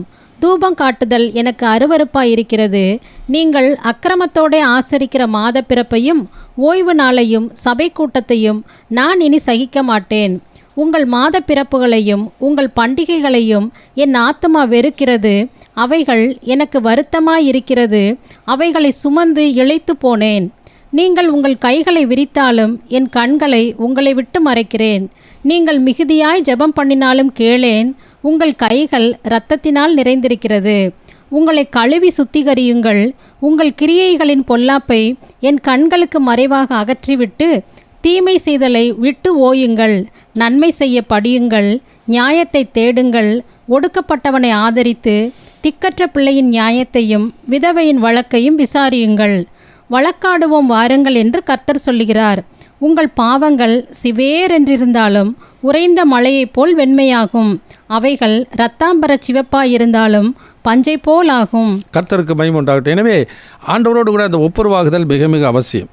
எனவே ஆனால் அந்த ஜனங்கள் என்ன பண்ண ஆரம்பித்தாங்க, இஸ்ரவேல் ஜனங்கள் கொஞ்சம் கொஞ்சமாய் ஆண்டவர் விட்டு வழி விலகி போக ஆரம்பித்தாங்க. வழி விலகி போகும்பொழுது தான் அந்த இஸ்ரவேல் ஜனங்களுக்கு பெரிய தீர்க்கதரிசிகள் சிறிய தீர்க்கதரிசிகளை அவர்களுக்கு அனுப்பி அவர்களை மறுபடியும் ஆண்டவர் ஆதி நிலையிலே கொண்டு வர வேண்டும் என்று அவர்களோடு இடைப்பட்டார். ஆனாலும் அந்த தீர்க்கதரிசி வார்த்தைகளை செவி கொடுத்து ஆண்டவரிடத்திலே மனம் திரும்பினவர்கள் ஒப்புரவானவர்கள் மிக மிக சொற்பம். ஆகினாலே அவர்கள் எதிர்காலத்தில் இஸ்ரவேல் ஜனங்களுக்கு என்ன செய்ய போகிறாரோ அதை ஆண்டவர் என்ன பண்ணுறார், அவளுக்கு வாக்குத்தத்தமாக கொடுக்குறார். அந்த வாக்குத்தத்தத்தை இன்றைக்கு சபையில் வந்து என்ன பண்ணுறாங்க, அவளுக்கு வாக்குத்தத்தமாக கொடுத்து இன்றைக்கு என்ன பண்ணுறாங்க, அவர்களை உற்சாகப்படுத்துகிற நிலைமை தான் இப்போ செய்கிறார்கள் ஒழிய அவருடைய ஆவிக்கு நிலைமை ஆண்டவரோட எப்படி இருக்கிறது என்பதை அவர்கள் சிந்தித்து பார்க்கறதுக்கே அவர்களுக்கு தருணம் கொடுக்கறது இல்லை. இன்றைக்கி அவளையும் உற்சாகப்படுது, இதை சாப்பிட்டு விட்டால் நித்திய ஜீவன் கிடைத்து விடும், இது நமக்கு கிடைக்க பெரிய ஆசீர்வாதம், என் மாம்சத்தை புசி ரத்தை பாடவனுக்கு நித்திய ஜீவன் உண்டு, அவர் இதை சாப்பிட்டுட்டே இருந்தால் நித்திய ஜீவன் உண்டு என்று சொல்கிற கொள்கையெல்லாம் இன்றைக்கு நாம் பார்க்கின்றோம். எனவே எப்படிப்பட்ட நிலைமையிலே நாம் இன்றைக்கு அதில் பங்கு பெறுகிறோம் என்பது மிக முக்கியம். தேர் டீவியேஷன், அவருடைய வழி விலகி போகிற ஒரு நிலைமையை பார்த்தோம். அடுத்து தேர் டிஃபைன்ஸ். ஆனாலும் அவர்கள் என்ன பண்ணலை, ஆண்டவருக்கு மனம் பொருந்தி செவி கொடுத்தால் தேவனுடைய நன்மையை புசிப்பீர்கள். 2 கொரிந்தியர் 6:1-2 வாசிக்கும் பொழுது, தேவனுடைய கிருபையை நீங்கள் விருதாவாய் பெறாதபடிக்கு உடன் வேலையாட்களாகிய நாங்கள் உங்களுக்கு புத்தி சொல்கிறோம், இப்பொழுது அணுக்கிற காலம் இப்பொழுது நிச்சயம் நான். செவி கொடுத்து மனம் திரும்பி செவி கொடுத்தால் தேசத்தை நன்மை புசிப்போம், மனம் திரும்புவோமானால் பரலோக ராஜ்யம் சமீபித்திருக்கிறது. ஆண்டவர் சொல்கிறார், மனம் திரும்பி சுவிசேஷத்தை விசுவாசிகள். சபையுடைய கொள்கைகள், சபையுடைய போதனைகள், யாரோ ஒரு ஊழியர் சொல்கிற காரியங்களை நம்பிக்கொண்டு போகிறவர்களாய் காணப்படாமல், என் ஆடுகள் என் சத்தத்துக்கு செவி கொடுக்கின்றன, நான் அவைகளை அறிந்திருக்கிறேன், அவைகள் எனக்கு பின் செல்கின்றன என்று சொன்ன வார்த்தையின்படியே நாம் நடந்து கொண்டு போவோமானால் ஆண்டோடைய வாக்கு தன்னுடைய வாழ்க்கையில் ஆம் என்றும் ஆமன் என்றும் இருக்கிறதா இருக்கிறது. எனவே முதல் காரியம் இர்ரெலவெண்ட் பார்ட்டிசிபேஷன். அதில் corrupted life, careless life. Corrupted லைஃப்னால் பொல்யூட்டட் ஹார்ட், வெளிப்புறமாக அல்ல உள்ளபூர்வமாக கரைப்பட்ட ஒரு இருதயம் நம்முடைய வாழ்க்கையில் காணப்படுமானால் அது ஆண்டவருக்கு ஏற்புடைய நிலை அல்ல. ப்ரெசம்ஷுவஸ் சின், அதாவது கட்டுக்கு மீறி கட்டுப்படுத்த முடியாதபடிக்கு அவர்கள் பாவ நிலைமையில் இருந்தால் அது ஆண்டவருக்கு பிரியமில்லாத, ஆண்டவருக்கு அருவருப்பான. உதாரணமாக இன்றைக்கி ஒரு ஸ்திரீயை இச்சோடு பார்த்தாலே அவளுக்கு விபச்சாரம் செய்தாயிற்று என்று சொல்கிறார். ஒரு சகோதரனை பகைத்தாலே கொலை செய்து விட்டா என்று சொல்கிறதை நாம் பார்க்கிறோம். எனவே இப்படிப்பட்ட நிலைமையில் இருக்கிற ஒருவன் தன்னுடைய வாழ்க்கையை உள்ளத்திலே நினைச்சாலே பாவம் என்று சொல்லும் பொழுது இன்றைக்கு எப்படி வெளிப்படையாக இன்றைக்கு விவாகரத்து பண்ணிவிட்டு இன்றைக்கு வேறொருத்தை திருமணம் பண்ணி வாழ்கிற மக்களை பார்க்கிறோம். ஊழியர்களும் அப்படி இருக்கிறாங்க, மற்றவர்கள் அதை பின்பற்றி போகிற மக்களையும் பார்க்கின்றோம். இதை ஒரு ஊழியனை அப்படி செய்யும் பொழுது என்ன பண்ணுவாங்க, அவரே நல்லா செஞ்சு நல்ல ஊழியம் செய்கிறாரு, அப்போ ஆவியில் நிறையிறாரு. அப்படி இருக்கும்போது அது செய்கிற தவறுகள் என்று சொல்லி மற்றவர்கள் இடறி அதை செய்கிறதைக்கு துணிகலம் கொள்ளுகிறதை நாம் பார்க்கின்றோம். இதுதான் அந்த 1 கொரிந்தியர் புத்தகத்தில் 5ஆம் அதிகாரத்தில் சொல்வதை பார்க்கிறோம். இப்படிப்பட்டவனை விட்டு உங்களை விட்டு விலக்காமல் நீங்கள் ஏன்னா இருமாப்பு அடைந்திருக்கிறீர்கள் என்று சொல்வதை பார்க்கிறோம். அதான் தயர் டிஃபையன்ஸ். எனவே புளிப்பில்லாத அப்பத்தோடு கூட பண்டிகை ஆசரிக்க கடவோம் என்று சொல்லி அவர் சொல்கிறதை நாம் பார்க்கின்றோம். மார்க் 10ஆம் அதிகாரம் 11-12 வாசிக்கலாம். மார்க் எழுதின சுவிசேஷம் 10ஆம் அதிகாரம் 11-12. அப்பொழுது அவர், எவனாகிலும் தன் மனைவியை தள்ளிவிட்டு வேறொருத்தியை விவாகம் பண்ணினால் அவன் அவளுக்கு விரோதமாய் விபச்சாரம் செய்கிறவனாய் இருப்பான். மனைவியும் தன் புருஷனை தள்ளிவிட்டு வேறொருவனை விவாகம் பண்ணினால் விபச்சாரம் செய்கிறவளாய் இருப்பாள் என்றார். அதனால் இது வாசிக்கும் போது இது வேறு தள்ளிவிடப்பட்டவளை விவாகம் பண்ணினாலும் விபச்சாரம் என்று சொல்லி பார்க்கிறோம். இதுதான் அங்கே ஏரோது செய்த ஒரு காரியம். அதுதான் யோவான் சொன்னான்னு கண்டித்து சொல்லுகிறதை நாம் பார்க்கின்றோம். இன்றைக்கி எவ்வளோ பேர் இந்த காரியத்தில் துணிகரமாக கவர்மெண்ட்டே டைவர்ஸுக்கு பெர்மிஷன் கொடுத்துருச்சு, அதனால் திருமணம் பண்ணலாம் என்று சொல்லி துணிகரமாக செய்கிற சபைகளை பார்க்கிறோம், ஊழியர்களை பார்க்கின்றோம். ஆனால் ஆண்டவருடைய சித்தம் என்ன, ஆண்டவருடைய நிலை என்ன? மல்கியா தீர்க்கதரிசன புத்தகத்திலே 2ஆம் அதிகாரம் 15-16 இப்படி வாசிக்கிறோம். மல்கியா 2ஆம் அதிகாரத்தில் 15-16. அவர் ஒருவனை அல்லவா படைத்தார், ஆவி அவரிடத்தில் பரிபூரணமாய் இருந்ததே, பின்ன ஏன் ஒருவனை படைத்தார்? தேவ பக்தியுள்ள சந்ததியை பெரும்படித்தானே. ஆகையால் ஒருவனும் தன் இளவயதின் மனைவிக்கு துரோகம் பண்ணாதபடிக்கு உங்கள் ஆவியை குறித்து எச்சரிக்கையாயிருங்கள். தள்ளிவிடுதலை நான் வெறுக்கிறேன் என்று இஸ்ரவேலின் தேவனாகிய கர்த்தர் சொல்லுகிறார். அப்படிப்பட்டவன் கொடுமையினால் தன் வஸ்திரத்தை மூடுகிறான் என்று சேனைகளின் கர்த்தர் சொல்லுகிறார். ஆகையால் நீங்கள் துரோகம் பண்ணாமல் உங்கள் ஆவியை குறித்து எச்சரிக்கையாயிருங்கள். எனவே நீங்கள் துரோகம் பண்ணாமல், மனைவிக்கு செய்கிற துரோகமாக இருந்தாலும் கணவனுக்கு செய்கிற துரோகமாக இருந்தாலும் கர்த்தருக்கு விரோதமாக செய்கிற துரோகம், அதுதான் அந்த கடைசி நாட்களில் நடக்கும் என்று எச்சரிப்பாக சொல்லிவிட்டார். விசுவாச துரோகம் முந்தி நேரிட்டு கேட்டின் மகனாகிய பாவ மனுஷன் வெளிப்பாட்டவர்களொழி அந்த நாள் வராது. எனவே ஆண்டோட வருகைக்கு முன்னதாக அந்த கிறிஸ்து வருவான். அந்த கிறிஸ்து வருகிறதுக்கு முன்னதாக நிலைமை என்னாகும், அநேகர் என்ன பண்ணுவான், வழி விலகி போகிறக்கூடிய விசுவாச துரோகம் முந்தி நேரிடும். Because of their defiance. ஒரு முறை அவன் தவறு செஞ்சால் விபச்சார பாவன்றாங்க, கண்ணால் இச்சிச்சால விபச்சார பாவன்றாங்க. ஆனால் அப்படிப்பட்டவனை கல்யாணம் பண்ணி கொண்டு வாழ்க்கை நடத்தி கொண்டு இருந்தால் அது விபச்சார பாவம் இல்லையா? மல்கியா 3:10 தசம பாகத்தை பற்றி எல்லாரும் சொல்கிறாங்க. ஆனால் 2ஆம் அதிகாரத்தில் 16 வசனத்தை 60 தள்ளிவிடுது நான் வெறுக்கிறேன் என்று சொல்லி காரியத்தை இன்றைக்கி எத்தனை பேர் அதை சொல்கிறாங்க? தங்களுக்கு தேவையானதை மட்டும் எடுத்துக்கொண்டு மற்றதை தள்ளி விடுவோமானால் அதையும் ஆண்டவர் அறிந்திருக்கிறார். எனவே இர்ரெலவெண்ட் பார்ட்டிசிபேஷன். எனவே தகுதியற்ற பொருத்தமற்ற நிலையிலே நாம் ஒருபோதும் பங்கு பெற்றுவிடக்கூடாது. 2வது காரியம் வாசிக்கும் பொழுது இன்னெவிட்டபிள் பனிஷ்மெண்ட். அப்படிப்பட்ட நிலைமையிலே ஒருவன் பங்கு பெற்றால் என்ன உண்டாகும்? அதே 1 கொரிந்தியர் 11:30 மறுபடியும் வாசிக்கலாம். இது நிமித்தம் உங்களில் அநேகர் பலவீனரும் வியாதி உள்ளவர்களுமாய் இருக்கிறார்கள், அநேகர் நித்திரையும் அடைந்திருக்கிறார்கள். கர்த்தருக்கு ஸ்தோத்திரம். Inevitable punishment. இப்படிப்பட்ட நிலைமை இருக்கும் பொழுது கர்த்தர் அப்படியே அவர்களை விட்டு விட மாட்டார். இந்த கடைசி நாட்களில் என்ன பண்ணுவார்னாக்கா, அவர்கள் உறுதி, அதாவது ஒரு முரட்டாட்டமான ஒரு நிலைமையில் போவார்களானால் நீ செய்கிறதை சீக்கிரமாக செய்யணும்னு சொல்லுவார். ஆனால் ஆண்டவர் யார் மேல் அன்பு வைக்கிறாரோ, யார் பலவீனமாக இருக்கிறானோ அவனுக்காக பரிதபித்து அவனை மறுபடியும் அவனை என்ன பண்ணுகிறார்? சீர்படுத்த ஆண்டவர் விரும்புகிறார்.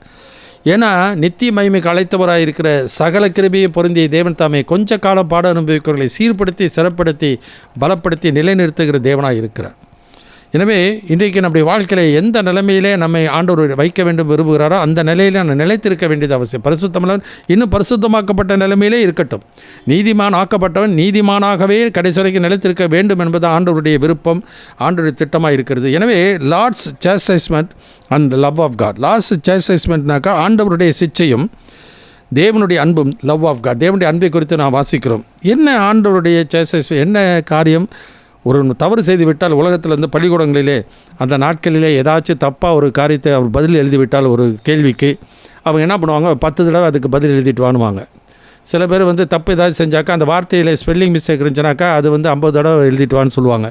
இதெல்லாம் வந்து அவனை சீர்படுத்துவதற்காக, அவன் புரிந்து கொள்வதற்காக செய்கின்ற ஒரு காரியம். அது ஒரு வகையில் பனிஷ்மெண்ட்டு தான். ஆனால் அவனை சீர்படுத்துவதற்காக, அவனை சரி செய்வதற்காக செய்கின்ற ஒரு காரியம். அதுபோல் ஆண்டவர் என்ன பண்ணுகிறார்? அவருடைய சிச்சை, அந்த சிச்சையை நாம் ஒருபோதும் அற்பமாக எண்ணிவிடக்கூடாது. நீதிமொழிகள் புத்தகத்தில் 3ஆம் அதிகாரம் 11-12 வசனத்தை அப்படி வாசிக்கிறோம். Proverbs chapter 3 verses 11 and 12. என் மகனே, நீ கர்த்தருடைய சிற்சையை அற்பமாக எண்ணாதே, அவர் கடிந்து கொள்ளும்போது சோர்ந்து போகாதே. தகப்பன் தான் நேசிக்கிற புத்திரனை சிட்சிக்கிறது போல கர்த்தரும் எவனிடத்தில் அன்பு கூறுகிறாரோ அவனை சிட்சிக்கிறார். அதே இதை தான் எபிரேயர் நிருபம் எடுத்துக்கொள்வோம். 12ஆம் அதிகாரம் 5-6 வசனம், 4-5-6 வசனம் வாசிக்கலாம். எபிரேயர் நிருபம் 12ஆம் அதிகாரம் 4-5-6 வசனம். பாவத்திற்கு விரோதமாய் போராடுகிறதில் இரத்தம் சிந்தப்படத்தக்கதாக நீங்கள் இன்னும் எதிர்த்து நிற்கவில்லையே. அன்றியும் என் மகனே, கர்த்தருடைய சிட்சையை அற்பமாக எண்ணாதே, அவரால் கடிந்து கொள்ளப்படும் போது சோர்ந்து போகாதே. கர்த்தர் எவனிடத்தில் அன்பு கூறுகிறாரோ அவனை அவர் சிட்சித்து தாம் சேர்த்து கொள்ளுகிற எந்த மகனையும் தண்டிக்கிறார் என்று பிள்ளைகளுக்கு சொல்லுகிறது போல உங்களுக்கு சொல்லியிருக்கிற புத்திமதியை மறந்தீர்கள். எனவே அவர் என்ன பண்ணார்? அந்த புத்திமையை மறந்து விட்டார்கள். ஆண்டவர் இந்த சிச்சிக்கிறாரே ஏன் என்று சொல்லி யாரை சீர்தூக்கி பார்க்கறதில்ல. ஆவிக்குரியவன் ஆவிக்குரியவை சிந்திக்கிறான், ஆவிக்குரியவன் எல்லாவற்றையும் ஆராய்ந்து நிதானிக்கிறான் என்று சொல்லி 1 கொரிந்தியர் 2ஆம் அதிகாரத்தை நான் வாசிக்கிறோம். ஜென்ம சுவாபம் உள்ள மனிதன் ஒருபோதும் ஆவிக்குரியவை ஏற்றுக்கொள்ள மாட்டான். அது பைத்தியமாக தோணும். நாம் ஆவிக்குரியவர்கள் என்றால் எல்லாவற்றையும் ஆராய்ந்து நிதானிக்க வேண்டியது மிக மிக அவசியம். நம்மை நாமே நிதானித்து அறிந்தோமானால் நாம் நியாயத்திற்கப்பட மாட்டோம் என்று சொல்லி வேதத்தில் நான் வாசிக்கிறோம். அப்படி என்றால் நாம் எந்த விதத்தில் நம்மை நிதானித்து அறிகிறோம்? ஒரு தன்னுடைய மனசாட்சியின் அடிப்படையிலேயா, அல்லது சபையினுடைய கொள்கையின் அடிப்படையிலேயா, ஒரு ஊழியக்காரனுடைய போதனையின் அடிப்படையிலேயா, அல்லது வேத சத்தியத்தின் அடிப்படையிலேயா? அப்போ வேத சத்தியம் நமக்கு தெரிஞ்சால் தான் அதை வைத்து நம்மை நிதானித்து பார்க்க முடியும். ஆனால் பரிசேயர் சைசர்கள் அவருடைய கொள்கையின் அடிப்படையில் தான் தங்களை நிதானித்து பார்த்தார்கள். பரிசுத்தவான்கள் என்று, நீதிமான்கள் என்று நம்பிக்கொண்டு இருந்தார்கள்.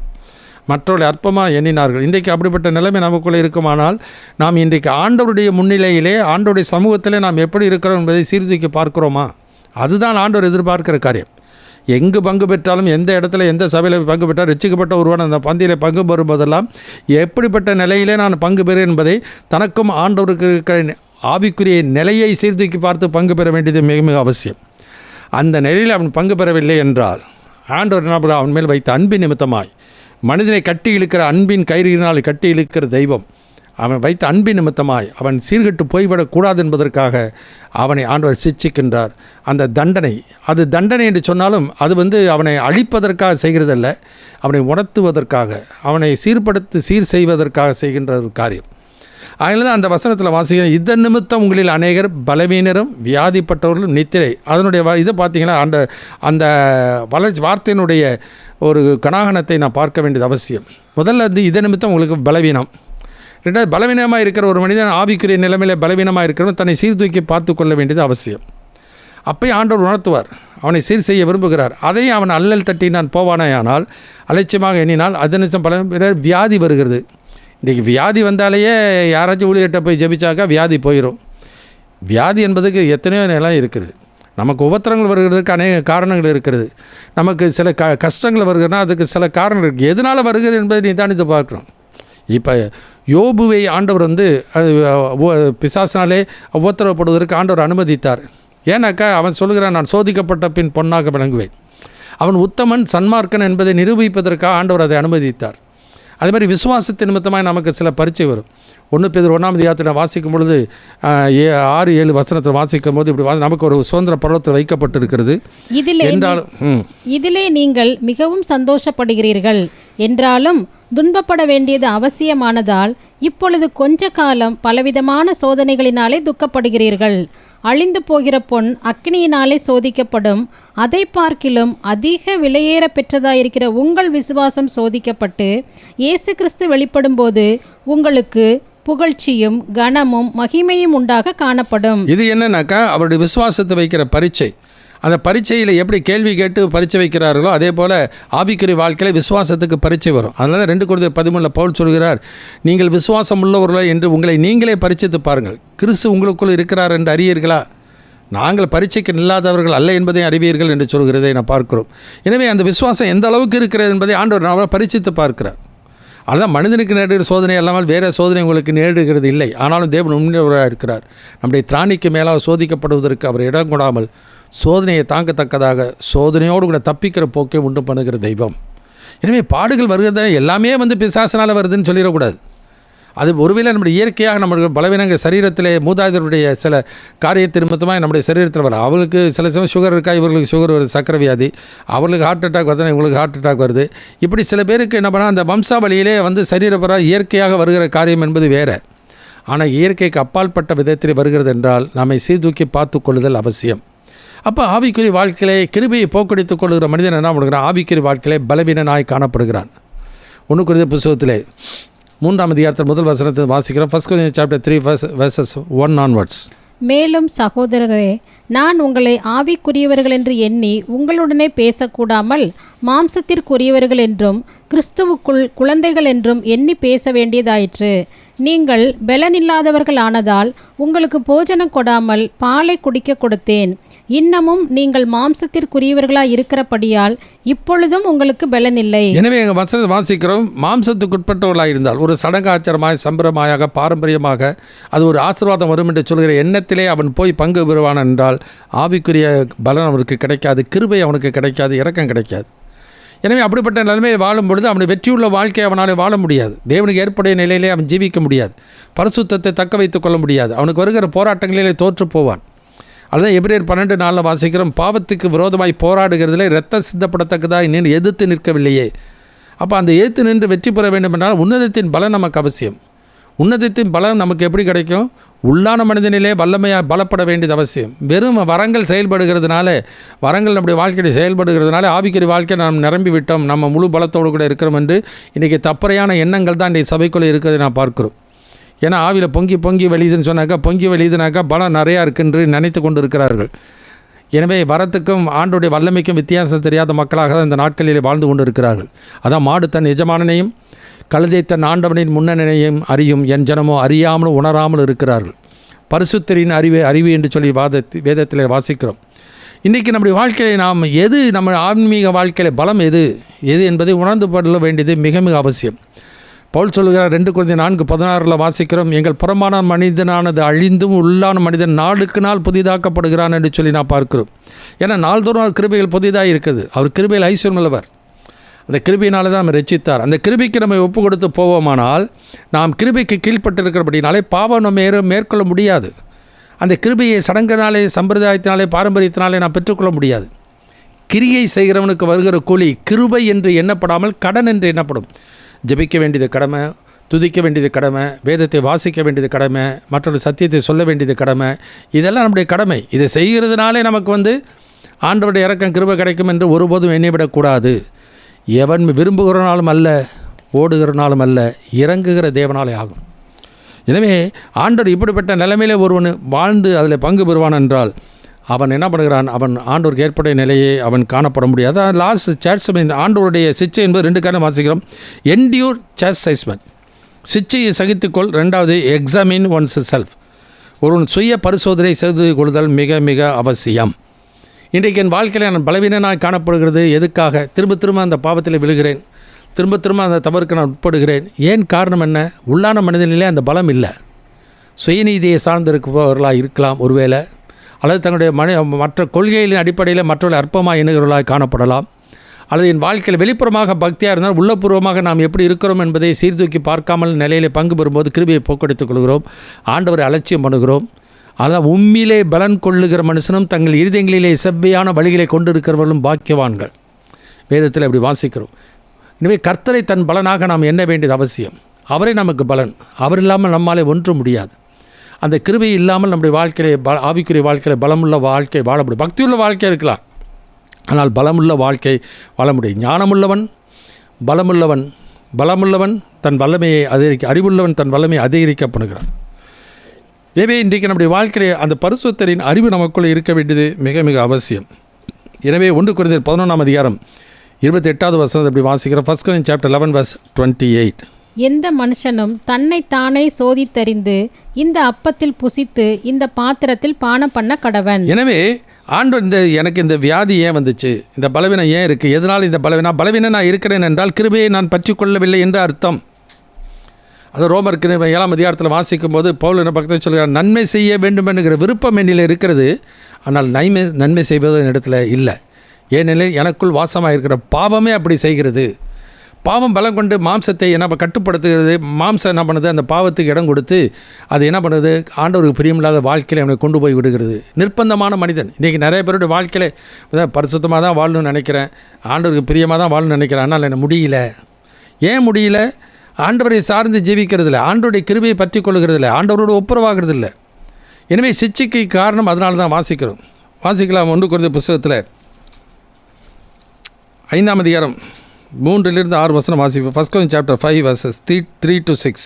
நான் சரீரத்தினாலே உங்களுக்கு தூரமாயிருந்தும் ஆவியினாலே உங்களோட கூட இருக்கிறவனாய் இப்படி செய்தவனை குறித்து நான் கூட இருக்கிறது போல நீங்களும் என்னுடைய ஆவியும் நமது கர்த்தராகிய இயேசு கிறிஸ்துவின் அதிகாரத்தோட கூடி வந்திருக்கையில் அப்படிப்பட்டவனுடைய ஆவி கர்த்தராகிய இயேசு கிறிஸ்துவின் நாளிலே ரட்சிக்கப்படும்படி மாம்சத்தின் அழிவுக்காக நம்முடைய கர்த்தராகிய இயேசு கிறிஸ்துவின் நாமத்தினாலே அவனை சாத்தானுக்கு ஒப்பு கொடுக்க வேண்டும் என்று தீர்ப்பு செய்கிறேன். கர்த்தருக்கு ஸ்தோத்திரம். எனவே அவர் என்ன பண்ணுகிறார்? அவன் சரீர அழிவுக்கு தான்.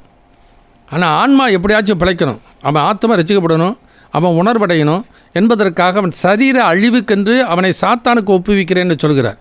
இன்றைக்கி அப்படிப்பட்ட நிலைமையில் வாழ்கிற மக்களுக்கு இன்றைக்கி ஊழியக்காரர்கள்லாம் இன்றைக்கி துணிகரமாக என்ன பண்ணுறாங்க? ஆண்டவரை அவர் சுகமாக்குவீராக, இதுக்கு ஒரு வசனத்தை தப்பான ஒரு வியாக்கியானம் கொடுத்து அவருடைய தழும்புகளினாலே குணமானீர்கள் என்று சொல்ல வசனத்தை ஆன்மீக ரீதியாக சிந்திக்காமல் சரீரத்துக்காக, உலகத்துக்காக, பூமி கடத்த காரியங்களுக்காக இன்றைக்கு அதை வியாக்கியானம் பண்ணி அதை நம்பி கொண்டு போகிற மக்களும் இன்றைக்கு இருக்கிறார்கள், அதை பிரசங்கம் பண்ணுகிற மக்களும் இருக்கிறார்கள். இம்மட்டும் உணர்வில்லாத மக்கள் தான் இந்த நாட்களிலே அதிகமாக பார்க்கின்றோம். வெள்ளம் கொண்டு போகும் மட்டும் உணராதிருந்தது போல கர்த்தர் வருகிற வரைக்கும் உணர்வில்லாதவர்களாய் ஆவிக்குரிய வாழ்க்கையிலே தங்களை சீர்தூக்கி பார்க்காமல் வாழ்கிற நிலைமையை தான் இன்றைக்கு அதிகமாக நாம் பார்க்கிறோம். ஏன்னாக்கா மத்தேயு 7:13-14 வாசிக்கிறோம். விசாலமான வழி, நெருக்கமான வழி, விசாலமான வழியில் பிரவேசிக்கிற அநேகர், கேட்டுக்கு போகிற வாசல் விரிவும் வழி விசாலமாக இருக்குது, அதில் பிரவேசிக்கிற அநேகர் சொல்லுவாங்க. ஜீவனுக்கு போகிற மார்க்கம் வழி இடுக்கமும் வழி நெருக்கமாக இருக்கிறது, அதை கண்டுபிடிக்கிறவர் சிலர் என்று சொல்லி நம்ம பார்க்கிறோம். ஆனால் லூக்காவில் எப்படி தெரியுமா இருக்குது? அநேகர் உட்பிரவேசிக்க வகை தேடினாலும் அவர்களால் கூடாது. ஏன்னாக்கா அவர்கள் என்ன பண்ண அவர் விரும்புகிறாங்க, நன்மை செய்ய வேண்டும் விரும்புகிறார்கள், ஆனால் நன்மை செய்வது அவரிடத்து முடியாது. ஏன்னா ஆவிக்குரிய பலம் அவர்களுக்கு இல்லை, ஆண்டவருக்கு பிரியமான வாழ்க்கை இல்லை, ஆண்டோடைய கிருபையை போக்கடித்து கொண்டார்கள், அவருடைய சிச்சையை அற்பமாக எண்ணுகிறார்கள். அந்த சிச்சை என்று இன்றைக்கி என்னாமல் சிச்சைக்கும் சிக்னஸுக்கும் வித்தியாசம் தெரியல. இன்றைக்கி சிச்சை என்பது தேவன் செய்கிற காரியம், அது ஒருபோதும் மற்றோடைய ஜபத்தினாலே, எந்த ஊழியருடைய ஜபத்தினாலேயோ வேறு எந்த விதத்திலும் அது போகவே போகாது. அவர்கள் ஆண்டவரோடு ஒப்புரவானால் மாத்திரமே வேறு எந்த வகையிலும் அவர்களால் சீர்படுத்தி கொள்ள முடியாது. கர்த்தர் ஒருவர். அதனால தான் தேவனுடைய கிருபையை நீங்கள் விருதாவாய் பெறாதபடிக்கு உடன்வேலையாட்கள் புத்தி சொல்ல இப்பொழுதே அணுக்கிற காலம், இப்பொழுதே ரட்சணையினால். ஏன்னாக்கா தேவனோட ஒப்புரவாகுங்கள் என்று உங்களுக்கு புத்தி சொல்கிறோம். அதான் ஏசாயா 1 வாசிக்கும் பொழுது 18 இப்படி வாசிக்கிறோம். Isaiah chapter 1 verses 18 and 19. வழக்காடுவோம் வாருங்கள் என்று கர்த்தர் சொல்லுகிறார். உங்கள் பாவங்கள் சிவேர் என்றிருந்தாலும் உறைந்த மலையைப் போல் வெண்மையாகும். அவைகள் இரத்தாம்பரச் சிவப்பாயிருந்தாலும் பஞ்சை போல் ஆகும். நீங்கள் மனம் பொறிந்து செவி கொடுத்தால் தேசத்தின் நன்மையை புசிப்பீர்கள். மாட்டோம் என்று எதிர்த்து நிற்பீர்களாகில் பட்டயத்துக்கு இரையாவீர்கள். கர்த்தரின் வாய் இதை சொல்லிற்று. கர்த்தருடைய வாய் இதை சொல்லிட்டு அதே ஆவியானவர் தான் இன்றைக்கும் சொல்லுகிற ஒரு காரியம். இது நிமித்தம் உங்களில் அநேகர் பலவீனரும் வியாதிப்பட்டவரும் நித்திரடைந்தவருமாக இருக்கிறார்கள். ஏன்னாக்கா கொஞ்சம் கொஞ்சமாக ஆண்டவருடைய அந்த சிச்சையை அவள் எண்ணுகிறதில்ல. உதாரணமாக வாசிக்கும் உபாகம புஸ்தகம் 8ஆம் அதிகாரம் எடுத்துக்கொள்வோம். Deuteronomy chapter 8. அதில் வாசிக்கும் பொழுது முதல் 3 வசனத்தை வாசிக்கலாம். Deuteronomy chapter 18 first 3 verses. நீங்கள் பிழைத்து பெருகி கர்த்தர் உங்கள் பிதாக்களுக்கு ஆணையிட்டு கொடுத்த தேசத்திலே பிரவேசித்து அதை சுதந்தரிக்கும்படி நான் இன்று உங்களுக்கு விதிக்கிற எல்லா கட்டளைகளின்படியும் செய்ய சாவதானமாய் இருப்பீர்களாக. உன் தேவனாகிய கர்த்தர் உன்னை சிறுமைப்படுத்தும்படிக்கும் தம்முடைய கட்டளைகளை நீ கைக்கொள்வாயோ கைக்கொள்ள மாட்டாயோ என்று அவர் உன்னை சோதித்து உன் இருதயத்தில் உள்ளதை நீ அறியும்படிக்கும் உன்னை இந்த 40 வருஷமளவும் வனாந்தரத்திலே நடத்தி வந்த எல்லா வழியையும் நினைப்பாயாக.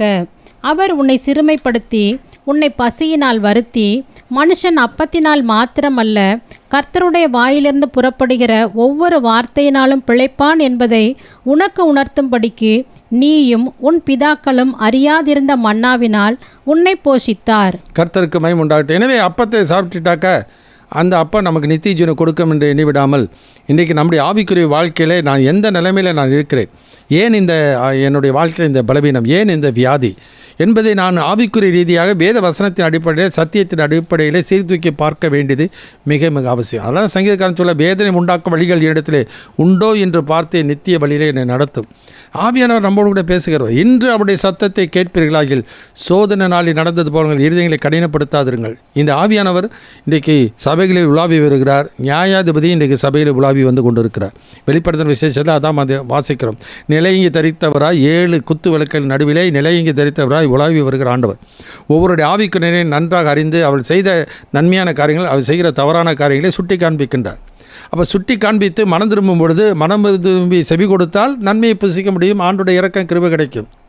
எனவே எதிர் மேலே நான் வெற்றி பெற முடியாமல் இருந்தேனோ அதில் வெற்றி பெறக்கூடிய ஆற்றலை ஆண்டவர் நமக்கு தருவார். ஏன்னா எபிரேயர் 4ஆம் அதிகாரத்தில் வாசிக்கும் பொழுது 14, 15, 16 வசனம் இப்படி வாசி. Hebrew chapter 4 verses 14 to 16. வானங்களின் வழியாய் பரலோகத்திற்கு போன தேவகுமாரனாகிய இயேசு என்னும் மகா பிரதான ஆசாரியர் நமக்கு இருக்கிறபடியினால் நாம் பண்ணின அறிக்கையை உறுதியாய் பற்றி கொண்டிருக்க கடவோம். நம்முடைய பலவீனங்களை குறித்து பரிதவிக்க கூடாத பிரதான ஆசாரியர் நமக்கிராமல் எல்லா விதத்திலும் நம்மை போல் சோதிக்கப்பட்டும் பாவம் இல்லாதவராய் இருக்கிற பிரதான ஆசாரியரே நமக்கு இருக்கிறார். ஆதலால் நாம் இரக்கத்தை பெறவும் ஏற்ற சமயத்தில் சகாயம் செய்யும் கிருபையை அடையவும் தைரியமாய் கிருபாசன தண்டையிலே சேரக்கடவோம். கர்த்தருக்கு சோத்திரம். முதலாவது இரக்கம் வேணும். இரக்கம் கிடைக்காம கிருபை கிடைக்காது. யாருக்கு இரக்கம் கிடைக்கும்? தன் பாவங்களை மறைக்கிறவன் வாழ்வடைய மாட்டான். அவைகளை அறிக்கை செய்து விட்டு விடுகிறவன் இரக்கம் பெறுவான். சும்மா அறிக்கை செஞ்சுட்டு போகிறதுனால அவர்களுக்கு இரக்கம் கிடைக்காது. அறிக்கை செய்து விட்டு விடுகிறவன் தான் இரக்கம் பெறுவான். நான் விட்டு விடுகிறேனா இல்லையா உள்ளத்தில் வச்சிருக்கிறேனா என்பது ஆண்டவர் அறிந்திருக்கிறார். அவர் உள்ளத்தை பார்க்கிறார். வெளிப்படையாக அறிக்கை செய்து விட்டுவிட்டு மனசாபப்படுகிறது அல்ல. மனசாபம் நம்மை பரலோகத்தில் கொண்டு போகாது. மனம் திரும்புதல் தான் நம்ம ஆண்டவருக்கு ஏற்படைய நிலையாக காணப்படும். மனம் திரும்புதலுக்கேற்ற கனிகளை கொடுங்கள் என்று சொல்லி வேதத்தில் நான் வாசிக்கிறோம். இந்த கடைசி நாட்களிலே ஆண்டவர் நீடிய பொறுமையோடு கூட இருக்கிறார். 2 பேதுரு 3:9 வாசிக்கிறோம். தாமதிக்கிறார் என்று சிலர் எண்ணுகிறபடி கர்த்தர் தமது வாக்கு தத்தத்தை குறித்து தாமதமாயிராமல் எல்லாரும் மனம் திரும்ப வேண்டும் என்று விரும்பி நம்மேல் நீடிய பொறுமையாக இருக்கிறார். எல்லாரும் மனம் திரும்பினா உலகத்தில் இருக்க மக்கள் மாத்திரமல்ல, விசுவாசிகள் மேலே நம்மேல் நீடிய பொறுமை. எனவே கர்த்தருடைய நீடிய பொறுமையை இரட்சிப்பு என்று எண்ணுங்கள் என்று சொல்லி நாம் வாசிக்கின்றோம். எனவே பந்தியில் பங்கு பெறுவதெல்லாம் நம்முடைய இரட்சகரை நாம் நினைக்கிறோம். அதனால தான் எபிரேயர் 2ஆம் அதிகாரத்தை வாசிக்கிறோம். இவ்வளவு பெரிதான இரட்சிப்பை குறித்து கவலையற்றிருப்போமானால் வரும் தண்டனைக்கு எப்படி தப்பித்துக் கொள்வோம் என்று சொல்லி வேதத்தில் வாசிக்கிறோம். எபிரேயர் 12, 28, 29 வாசிக்கிறோம். அசைவில்லாத ராஜ்யத்தை பெறுவர்களாகிய நாம் பயத்தோடு பக்தியோடு கர்த்தருக்கு பிரியமான ஆராதனை செய்யும்படிக்கு கிருபையை பற்றி கொள்ள கடவோம். நம்முடைய தேவன் பட்சிக்கிற அக்னியாக இருக்கிறார். So examine one self. நம்முடைய வாழ்க்கையை நாம் சீர்தூக்கி ஆண்டவருடைய வசனத்துக்கு முன்னதாக வெளிச்சத்திலே சீர்தூக்கி பார்க்கணும். யோவான் எழுதின சுவிசேஷம் 3ஆம் அதிகாரம் 18, 19, 20 வசனம் வாசிப்போம். John chapter 3 verse 18 to 20. அவரை விசுவாசிக்கிறவன் ஆக்கினைக்குள்ளாக தீர்க்கப்படான். விசுவாசியாதவனோ தேவனுடைய ஒரே பேரான குமாரனுடைய நாமத்தில் விசுவாசம் உள்ளவனாய் இராதபடியினால் அவன் ஆக்கினை தீர்ப்புக்கு உட்பட்டாயிற்று. ஒளியானது உலகத்திலே வந்திருந்தும் மனுஷருடைய கிரியைகள் பொல்லாதவைகளாய் இருக்கிறபடியினால் அவர்கள் ஒளியை பார்க்கிலும் இருளை விரும்புகிறதே அந்த ஆக்கினை தீர்ப்புக்கு காரணமாயிருக்கிறது. பொல்லாங்கு செய்கிற எவனும் ஒளியை பகைக்கிறான், தன் கிரியைகள் கண்டிக்கப்படாதபடிக்கு ஒளியினிடத்தில் வராதிருக்கிறான். சத்தியத்தின்படி செய்கிறவனோ தன் கிரியைகள் தேவனுக்குள்ளாய் செய்யப்படுகிறதென்று வெளியாகும் படிக்கு ஒளியினிடத்தில் வருகிறான் என்றார். ஆண்டவரிடத்தில் வருகிறான். இப்படி வேதவசனம் என் கால்களுக்கு தீபம் பாதைக்கு வெளிச்சமாக இருக்கிறது சொல்கிறார். எனவே ஆண்டோடைய சமூகத்தில் உண்மையாய் தன்னுடைய சமூகத்தில் அந்த ஆண்டவரே வேதனை உண்டாக்க வழிகள் இடத்தில் உண்டோ என்று பார்க்கும் பொழுது ஆண்டவர் என்ன பண்ணுகிறார்? அவன் உள்ளத்தில் இருக்கிற காரியங்களை அவர் உணர்த்தி காண்பிக்கிறார், சுட்டி காண்பிக்கிறார். தாவீது தவறு செய்த பொழுது நாத்தான் தீர்க்கதரிசி வந்து உணர்த்தி காட்டினது போல இந்த நாட்களிலும் ஆவியானவர் நம்மளுடைய ஈடுபடுகிறார். நீதியை குறித்து கண்டித்து உணர்த்துவார். ஆண்டவருக்கு ஏற்புடைய நிலை எது என்பதை ஆவியானவர் இன்றைக்கு சபைகளில் விசுவாசிகளுக்கு கண்டித்து உணர்த்துகிறவராயிருக்கிறார். ஒரு சாவனத்துக்கு ஏற்ற நிலையா அல்லது ஆண்டவருக்கு ஏற்ற நிலையா? இன்றைக்கு நமது சுயத்துக்கு ஏற்ற நிலையா? இன்றைக்கு சீர்தூக்கி பார்த்து கொள்வோம். எனவே அந்த சரியான விதத்தில் பங்கு பெறாவிட்டால் ஆண்டோடைய கிருபையை போக்கடித்துக் கொள்கிறோம். ஒருவேளை என் வாழ்க்கை ஆண்டவரே நான் உண்மையிலே நான் வந்து பலவீனனாக இருக்கிறேன், அதிலிருந்து வெற்றியுள்ள வாழ்க்கை வாழ முடியல என்று சொன்னால் நம்முடைய பலவீனங்களை குறித்து பரிதபிக்கக்கூடாத பிரதான ஆசாரியர் நமக்கு இராமல் எல்லா விதத்திலும் நம்மை போல சோதிக்கப்பட்டும் பாவம் இல்லாதவருமாக இருக்க பிரதான ஆசாரியரே நமக்கு இருக்கிறார். அதுதான் எபிரேயர் 2:18 வாசிக்கிறோம். அவர் தாமே சோதிக்கப்பட்டு பாடுபட்டபடியினாலே சோதிக்கப்படுவர்களுக்கு உதவி செய்ய அவர் வல்லவர். எனவே அவருடைய உதவியை நாட வேண்டும், அவருடைய கிருபையை நான் பற்றிக்கொள்ளணும், அதுக்கு பிரியமானது செய்வோம். நீங்கள் கிருபைக்கு கீழ்பட்டு இருக்கிறபடினாலே பாவம் உங்களை மேற்கொள்ள மாட்டாது என்று சொல்கிறார். விசுவாசிப்போம். நீ விசுவாசித்தால் தேவனுடைய மகிமையை நீ காண முடியும். இதுவே லார்ட்ஸ் சேஸ்டைஸ்மெண்ட், சர்வருடைய சிச்சையை அற்பமாக என்ன அது இப்படியே கடிந்து கொண்டே போனால் கடைசியில் நேரம் பலவீனம் வரும் ஆவிக்குரிய வாழ்க்கையில். அப்புறம் சரீரத்தில் வியாதி வரும், அப்புறம் அதை விட மறித்து விடுவார்கள். ஆனால் மறித்ததுக்கப்புறம் சொல்லுவாங்க பரிசுத்தவானுடைய மரணம் அவருடைய பார்வைக்கு அருமையாக இருக்கிறது, வசனத்தை சொல்லிட்டு போயிடுறாங்க. அப்படி ஆவிக்கிற நிலைமை எப்படி இருந்தது? லாசர் ஐஸ்வர்வானுடைய நிலைமையை நாம் பார்க்கின்றோம். அந்த ஐஸ்வர்வான் சம்பரமாய் வாழ்ந்தான், மரித்தான், பாதாளத்தில் வேதனைப்படுகிறதை பார்க்கிறோம். லாசரு அந்த ஏழை லாசரு அவன் வீட்டிலிருந்து வெறும் துணிக்கையினால் பசியை ஆற்ற அசையாக இருந்தான். நாய்கள் வந்து அவன் பருக்களை நக்கிற்று, அவனும் மரித்தான். தேவதூதராலே ஆபிரகாமின் படியிலே கொண்டு போய் வைக்கப்பட்டான். எனவே தோற்றத்தின்படி நாம் ஒருபோதும் தீர்ப்பு செய்து விடக்கூடாது. இயேசு சொல்லுகிறார், நான் தீர்ப்பு செய்தால் என் தீர்ப்பு சத்தியத்தின்படி இருக்கும் என்று சொல்வதை நாம் பார்க்கிறோம். எனவே லார்ட்ஸ் சேஸ்டைஸ்மெண்ட். எனவே ஒருவேளை நம்மை புடமிடுவதற்காக ஆண்டவர் செய்யலாம். மல்கியா தீர்க்கதரிசி புத்தகத்தில் 2ஆம் அதிகாரம் வாசிக்கிறோம். லேவியரை உட்கார்ந்து அவர் வெள்ளியைப் போலவும் பொன்னைப் போலவும் ஒரு புடமிடுகிறவராக இருக்கிறார். மல்கியா தீர்க்கதரிசி புத்தகத்தை வாசிக்கிறோம். யோசேப்பு குறித்து வாசிக்கிறோம். அவனை விலங்கு போட்டு ஒடுக்கினார்கள், பிராணம் நம்முடைய இரும்பிலே அகப்பட்டது என்று கர்த்தருடைய வார்த்தை நிறைவேறும் வழக்கம். அப்படி வசனம் அவனை புடமிட்டது என்று சொல்லி நான் பார்க்கிறோம். அவன் செய்த தவறுகளினால் அல்ல, அவனை உருவாக்குவதற்காக செய்கின்ற ஒரு காரியம். 1 பேதுரு 1ஆம் அதிகாரத்தில் விசுவாச பரீட்சையிலே நாம் நிற்கிறோமா இல்லையா என்பது வேறு, நாம் செய்கிற தவறுகள் நிமித்தமாய் நமக்கு வருகிற சிச்சை என்பது வியாதி என்பது வேறு. எல்லா வியாதியும் எல்லாரும் ஜெபிச்சுட்டா போகாது, ஆண்டவரோட ஒப்புரவானால் தான் போகும். அதை ஆண்டவர் செய்கிறவராக இருக்கிறார். எனவே அதை சீர்தூக்கி பார்த்து அந்த பந்தியிலே நாம் பங்கு பெற வேண்டியது அவசியம். இதையெல்லாம் ஏன் ஆண்டவர் உடனே தண்டிக்காமல் செய்கிறார் என்றால் தேவனுடைய அன்பு, லவ் ஆஃப் காட். 2 காரியம் வாசிக்கிறோம். அவர் father of spirits and fruitful life. அந்த வேதத்தில் வாசிக்கும் பொழுது அவர் நம்முடைய தேவன். அந்த எபிரேயருக்கு நிருபம் 12ஆம் அதிகாரம் 11 - 14 வரைக்கும் வாசிப்போம். Hebrew chapter 12 11 to 14. எந்த சிற்சையும் தற்காலத்தில் சந்தோஷமாய் காணாமல் துக்கமாய் காணும். ஆகிலும் பிற்காலத்தில் அதில் பழகினவர்களுக்கு அது நீதியாகிய சமாதான பலனை தரும். ஆகையினால் நெகிழ்ந்த கைகளையும் தளர்ந்த முழங்கால்களையும் நீங்கள் திரும்ப நிமிர்த்தி முடமாயிருக்கிறது பிசகி போகாமல் சொஸ்தமாகும்படிக்கு உங்கள் பாதங்களுக்கு வழிகளை செவ்வைப்படுத்துங்கள். யாவரோடும் சமாதானமாய் இருக்கவும் பரிசுத்தமுள்ளவர்களாய் இருக்கவும் நாடுங்கள். பரிசுத்தமில்லாமல் ஒருவனும் கர்த்தரை தரிசிப்பதில்லையே. 8-9 வசனத்தை வாசிப்போம். எல்லாருக்கும் கிடைக்கும் சிற்சை உங்களுக்கு கிடையாதிருந்தால் நீங்கள் புத்திரராயிராமல் வேசி பிள்ளைகளாயிருப்பீர்களே. அன்றியும் நம்முடைய சரீரத்தின் தகப்பன்மார்கள் நம்மை சிட்சிக்கும் போது அவர்களுக்கு நாம் அஞ்சி நடந்திருக்க நாம் பிழைக்கத்தக்கதாக ஆவிகளின் பிதாவுக்கு வெகு அதிகமாய் அடங்கி நடக்க வேண்டுமல்லவா? So he is a father of spirits and for our fruitful life. நம்முடைய வாழ்க்கையிலே நாம் ஒரு பயனுள்ள ஒரு வாழ்க்கையை நாம் வாழ வேண்டும் என்பதற்காக ஆண்டவர் நாடுகிறார். நம்முடைய ஆவிகளின் பிதாவாகிய தேவன் நம்மை சிட்சிக்கிறார், நம்மையில் வைத்து அன்பின் நிமித்தமாய் சிட்சிக்கிறார். அவருடைய பரிசுத்தத்திலே பங்குவடைய வேண்டும் என்பதற்காக சிச்சிக்கிறார். தாம் சேர்த்துக்கொள்ள விரும்புகிற எந்த மனிதனை சிச்சிக்கிறார் என்று பிள்ளைகளுக்கு சொன்ன புத்திமதியை மறந்தீர்கள். அப்போ ஆண்டவர் நம்மளை வைத்து அன்பினாலே செய்கிறார், நம்மை அவரை சீர்படுத்துவதற்காக செய்கிறார், நம்முடைய வாழ்க்கையை அவருடைய பரிசுத்தத்துக்கு பங்குள்ளவர்கள் ஆகும்படி செய்கிறார். எனவே நம்முடைய ஆவிக்குரிய வாழ்க்கையிலே நாம் பாரத்துக்கு விரோதமாய் போராடுகிறதில் வெற்றி பெறுவதற்காக ஆண்டவர் இதெல்லாம் சிச்சித்து நம்மை பழக்க வைக்கிறவராக இருக்கிறார். சங்கீதம் 144 வாசிக்கிறோம், என் கைகளை போருக்கும் என் விரல்களை யுத்தத்துக்கும் படிப்பிக்கிற என் கண்மலையாய கர்த்தருக்கு சோத்திரம் என்று சங்கீதக்காரன் சொல்கிறார். 119 சங்கீதத்தில் நான் வாசிக்கும் பொழுது 67வது வசனம் இப்படி வாசிக்கிறோம். சாம் நம்பர் 119 verses 67. நான் உபத்திரவப்படுவதற்கு முன் வழி தப்பி நடந்தேன், இப்பொழுதோ உம்முடைய வார்த்தையை காத்து நடக்கிறேன். முன்பு நான் என் வார்த்தையை காத்து நடக்காதபடியினாலே கர்த்தருக்கு பிரியமில்லாத ஒரு நிலைக்கு நான் தள்ளப்பட்டேன், கிருபையை போக்கடித்தேன். ஆண்டவருடைய பலம் இல்லாமல் ஆவிக்குரிய பலவீனனாய் காணப்பட்டேன். ஆண்டவர் சிச்சிக்கிறார். சிச்சையின் போது நான் சீர்தூக்கி பார்க்கிறேன், என் தவறுகளினால் இது வந்தது. எப்படி அந்த நாத்தான் தீர்க்கதரிசி தாவீது உணர்த்தின பொழுது அவன் பாடினானோ அதுபோல் உணர்த்தப்பட்டு ஆண்டவரோடு அறிக்கையிட்டு ஆண்டவரோடு ஒப்புரவாகும் பொழுது ஆண்டவர் சுத்த இருதயத்தை அவனுக்குள்ளே சிரிசிக்கின்றார். நிலைவரமான ஆவியை அவனுக்கு கொடுக்கிறார். உள்ளத்தில் உண்மையோடு இருக்கும்படி ஆண்டவர் எதிர்பார்த்த நிலைமைக்கு தாவீது வருகிறனால தான் என் இருதயத்திற்கு ஏற்ற தாசன் என்று அவனை பார்த்து சொல்லுகிறதை நான் பார்க்கிறோம். எனவே அந்த நிலை நமக்குள்ளே காணப்பட வேண்டியது மிக மிக அவசியம். எனவே இன்னைக்கு நித்திய வாழ்வை கொடுக்கிற தேவன் அவர். எனவே அவர்தான் என்னை பெற்றெடுத்தவர். அவருடைய ஆவி தான் நமக்குள்ளே இருக்கிறது. பயப்படுகிறதுக்கு அடிமைத்தனத்தின் ஆவியை பெறாமல் அப்பா பிதாவை என்று கூப்பிடத்தக்க புத்திர சிவகாரத்தின் ஆவியை பெற்றவர்கள் நாம். எனவே நாம் ஆண்டோடைய பிள்ளைகளாக இருக்கிறபடினாலே ஆண்டவரோடு கிறிஸ்துவோடு உடன் சுதந்திரவாளிகளாக இருக்கிறோம். அந்த நித்திய சுதந்திரத்தில் பங்கடைய வேண்டும் என்றால் ஆண்டோருக்கு உண்மையான பிள்ளைகளாக கீழ்ப்படுதலுள்ள பிள்ளைகளாக நாம் காணப்பட வேண்டியது மிக மிக அவசியம். எனவே ஆவிகளின் பிதாவுக்கு வெகு அதிகமாய் அடங்கி நடக்க வேண்டியது மிக மிக அவசியம். கீழ்ப்படியாத பிள்ளைகள் மேலே தெய்வ கோபாக்கினை தான் வரும். கிருபையை போக்கடிக்கிற மக்கள் ஆண்டோடைய நியாய தீர்ப்புக்கு தான் ஏதுவாவார்கள். இதுதான் வெளிப்படுத்துகிற விசேஷத்தில் ஒவ்வொரு சபைகளுக்கும் ஆவியானவர் சொல்கிற ஒரு காரியம். எனவே நம்முடைய வாழ்க்கையில் பழைய ஏற்பாடாக இருந்தாலும் புதிய ஏற்பாடாக இருந்தாலும் தேவனுடைய நீதி ஒரு நித்திய நீதி. 119 சங்கீதம் 142வது வசனத்தை வாசிக்கிறோம். கர்த்தருடைய நீதி நித்திய நீதி, அவருடைய வேதம் சத்தியம் என்று சொல்லி நாம் பார்க்கின்றோம்.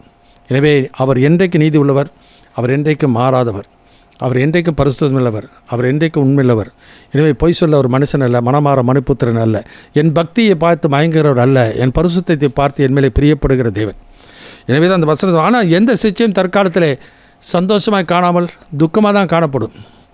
ஆனால் அதில் பழகினவர்களுக்கு என்ன, ஒருவேளை ஒரு தடவை அவன் அதை உணர்ந்து கொண்டானால் அடுத்த முறை அவனுடைய வாழ்க்கையில் அது விதமாக ஏதாவது வியாதி ஒரு பலவீனம் வந்தால் உடனே அவன் என்ன பண்ணுவான், ஆவிக்குரிய ரீதியாக தன்னை சீர்தூக்கி பார்த்து கொள்வான். சீர்தூக்கி பார்த்து வேதனை உண்டாக்க வழிகள் இருந்தால் ஆண்டவருக்கு அறிக்கையிட்டு அதை விட்டு ஆண்டவரோடு ஒப்புரவாகி கிருபையை பற்றி கொள்வனாய் காணப்படுவான். அப்பொழுது ஆண்டவருடைய பலம் அவனை பலப்படுத்தும். அந்த பலத்திலே அவன் எனப்படுகிறான், வாழ்கிறவனாய் காணப்படுவான். உம்மிலே பலன் கொள்ளுகிற மனுஷனும் தங்கள் இருதயங்களிலே செவ்வையான வழிகளை கொண்டிருக்கிறவர்கள் பாக்கியவான்கள். அப்படிப்பட்ட மனிதனுடைய வாழ்க்கை தான் ஆண்டவருக்கு ஏற்புடைய வாழ்க்கை. ஆனால் அந்த கொரிந்து சபையாரோ அப்படி வாழலை. ஆகினாலே அவருடைய வாழ்க்கையில் பிரிவினைகள் காணப்பட்டது, புறஜாதிகளுக்குள்ளே காணப்படாத பாவம் இருந்தது, விக்கிர ஆராதனைக்காரர்களாக காணப்பட்டார்கள். இதெல்லாம் பார்க்கும்போது ஆவிக்குரிய வாழ்க்கையில் வளர்ச்சி இல்லை. குழந்தைகளாக இருந்த வாக்குவாதங்கள் இதெல்லாம் அந்த நாட்களில் இருந்தது போல் இன்றைக்கும் அவ்விதமாக ஆவிக்குரிய நிலைமையில் இருக்கிறதை நாம் பார்க்கின்றோம். எனவே விசுவாச துரோகம் முந்தி நேரிடும். எனவே இன்றைக்கு இந்த கடைசி நாட்களில் வாழ்ந்து கொண்டு இருக்கிறோம். கட்டுப்படுத்த முடியாத காலங்கள் வரும். 2 தீமோத்தேயு 3:1 வாசிக்கிறோம், கடைசி நாட்களிலே கொடிய காலங்கள் வரும் என்று அறிவாய. நல்லா தெரிஞ்சுக்கப்பா, கொடிய கட்டுப்படுத்த முடியாத காலங்கள் வரும். ஏன்னா கிருபையை போக்கடிக்க இந்த உலகத்தில் என்ன ஆகும், அக்கிரமம் மிகுதியாகி கொண்டே போகும். அக்கிரமம் அந்த நாட்களிலிருந்து நாட்கள் வரைக்கும் இருக்குது. ஆனால் கடைசி நாட்களே அக்கிரமம் மிகுதியாகும். எனவே ஜனத்திற்கு ராஜ்யத்துக்கு ஒரு ராஜ்யம் யுத்தங்களை செய்தியிலே கேள்விப்படுகிறோமே. இன்றைக்கு அந்த 2 தீமோத்தேயு 3:1 இன்றைக்கு நடக்கிற காரியங்கள் இன்னும் அதிகமாக நடந்து கொண்டே போகும். ஏன்னா எல்லாரும் ஆண்டோடைய கிருபையை போக்கடிக்கிறார்கள், ஆண்டோடைய செய்திக்கு எதிர்த்து நிற்கிறார்கள். விசுவாசிகளும் அந்த இஸ்ரவேல் ஜனங்களைப் போல ஆண்டவரே சிலுவையில் அடித்தது போல ஆண்டவருக்கு இன்றைக்கு எதிர்த்து நிற்கிற காரியங்களை பார்க்க டிஃபையன்ஸ் அண்ட் டீவியேஷன்.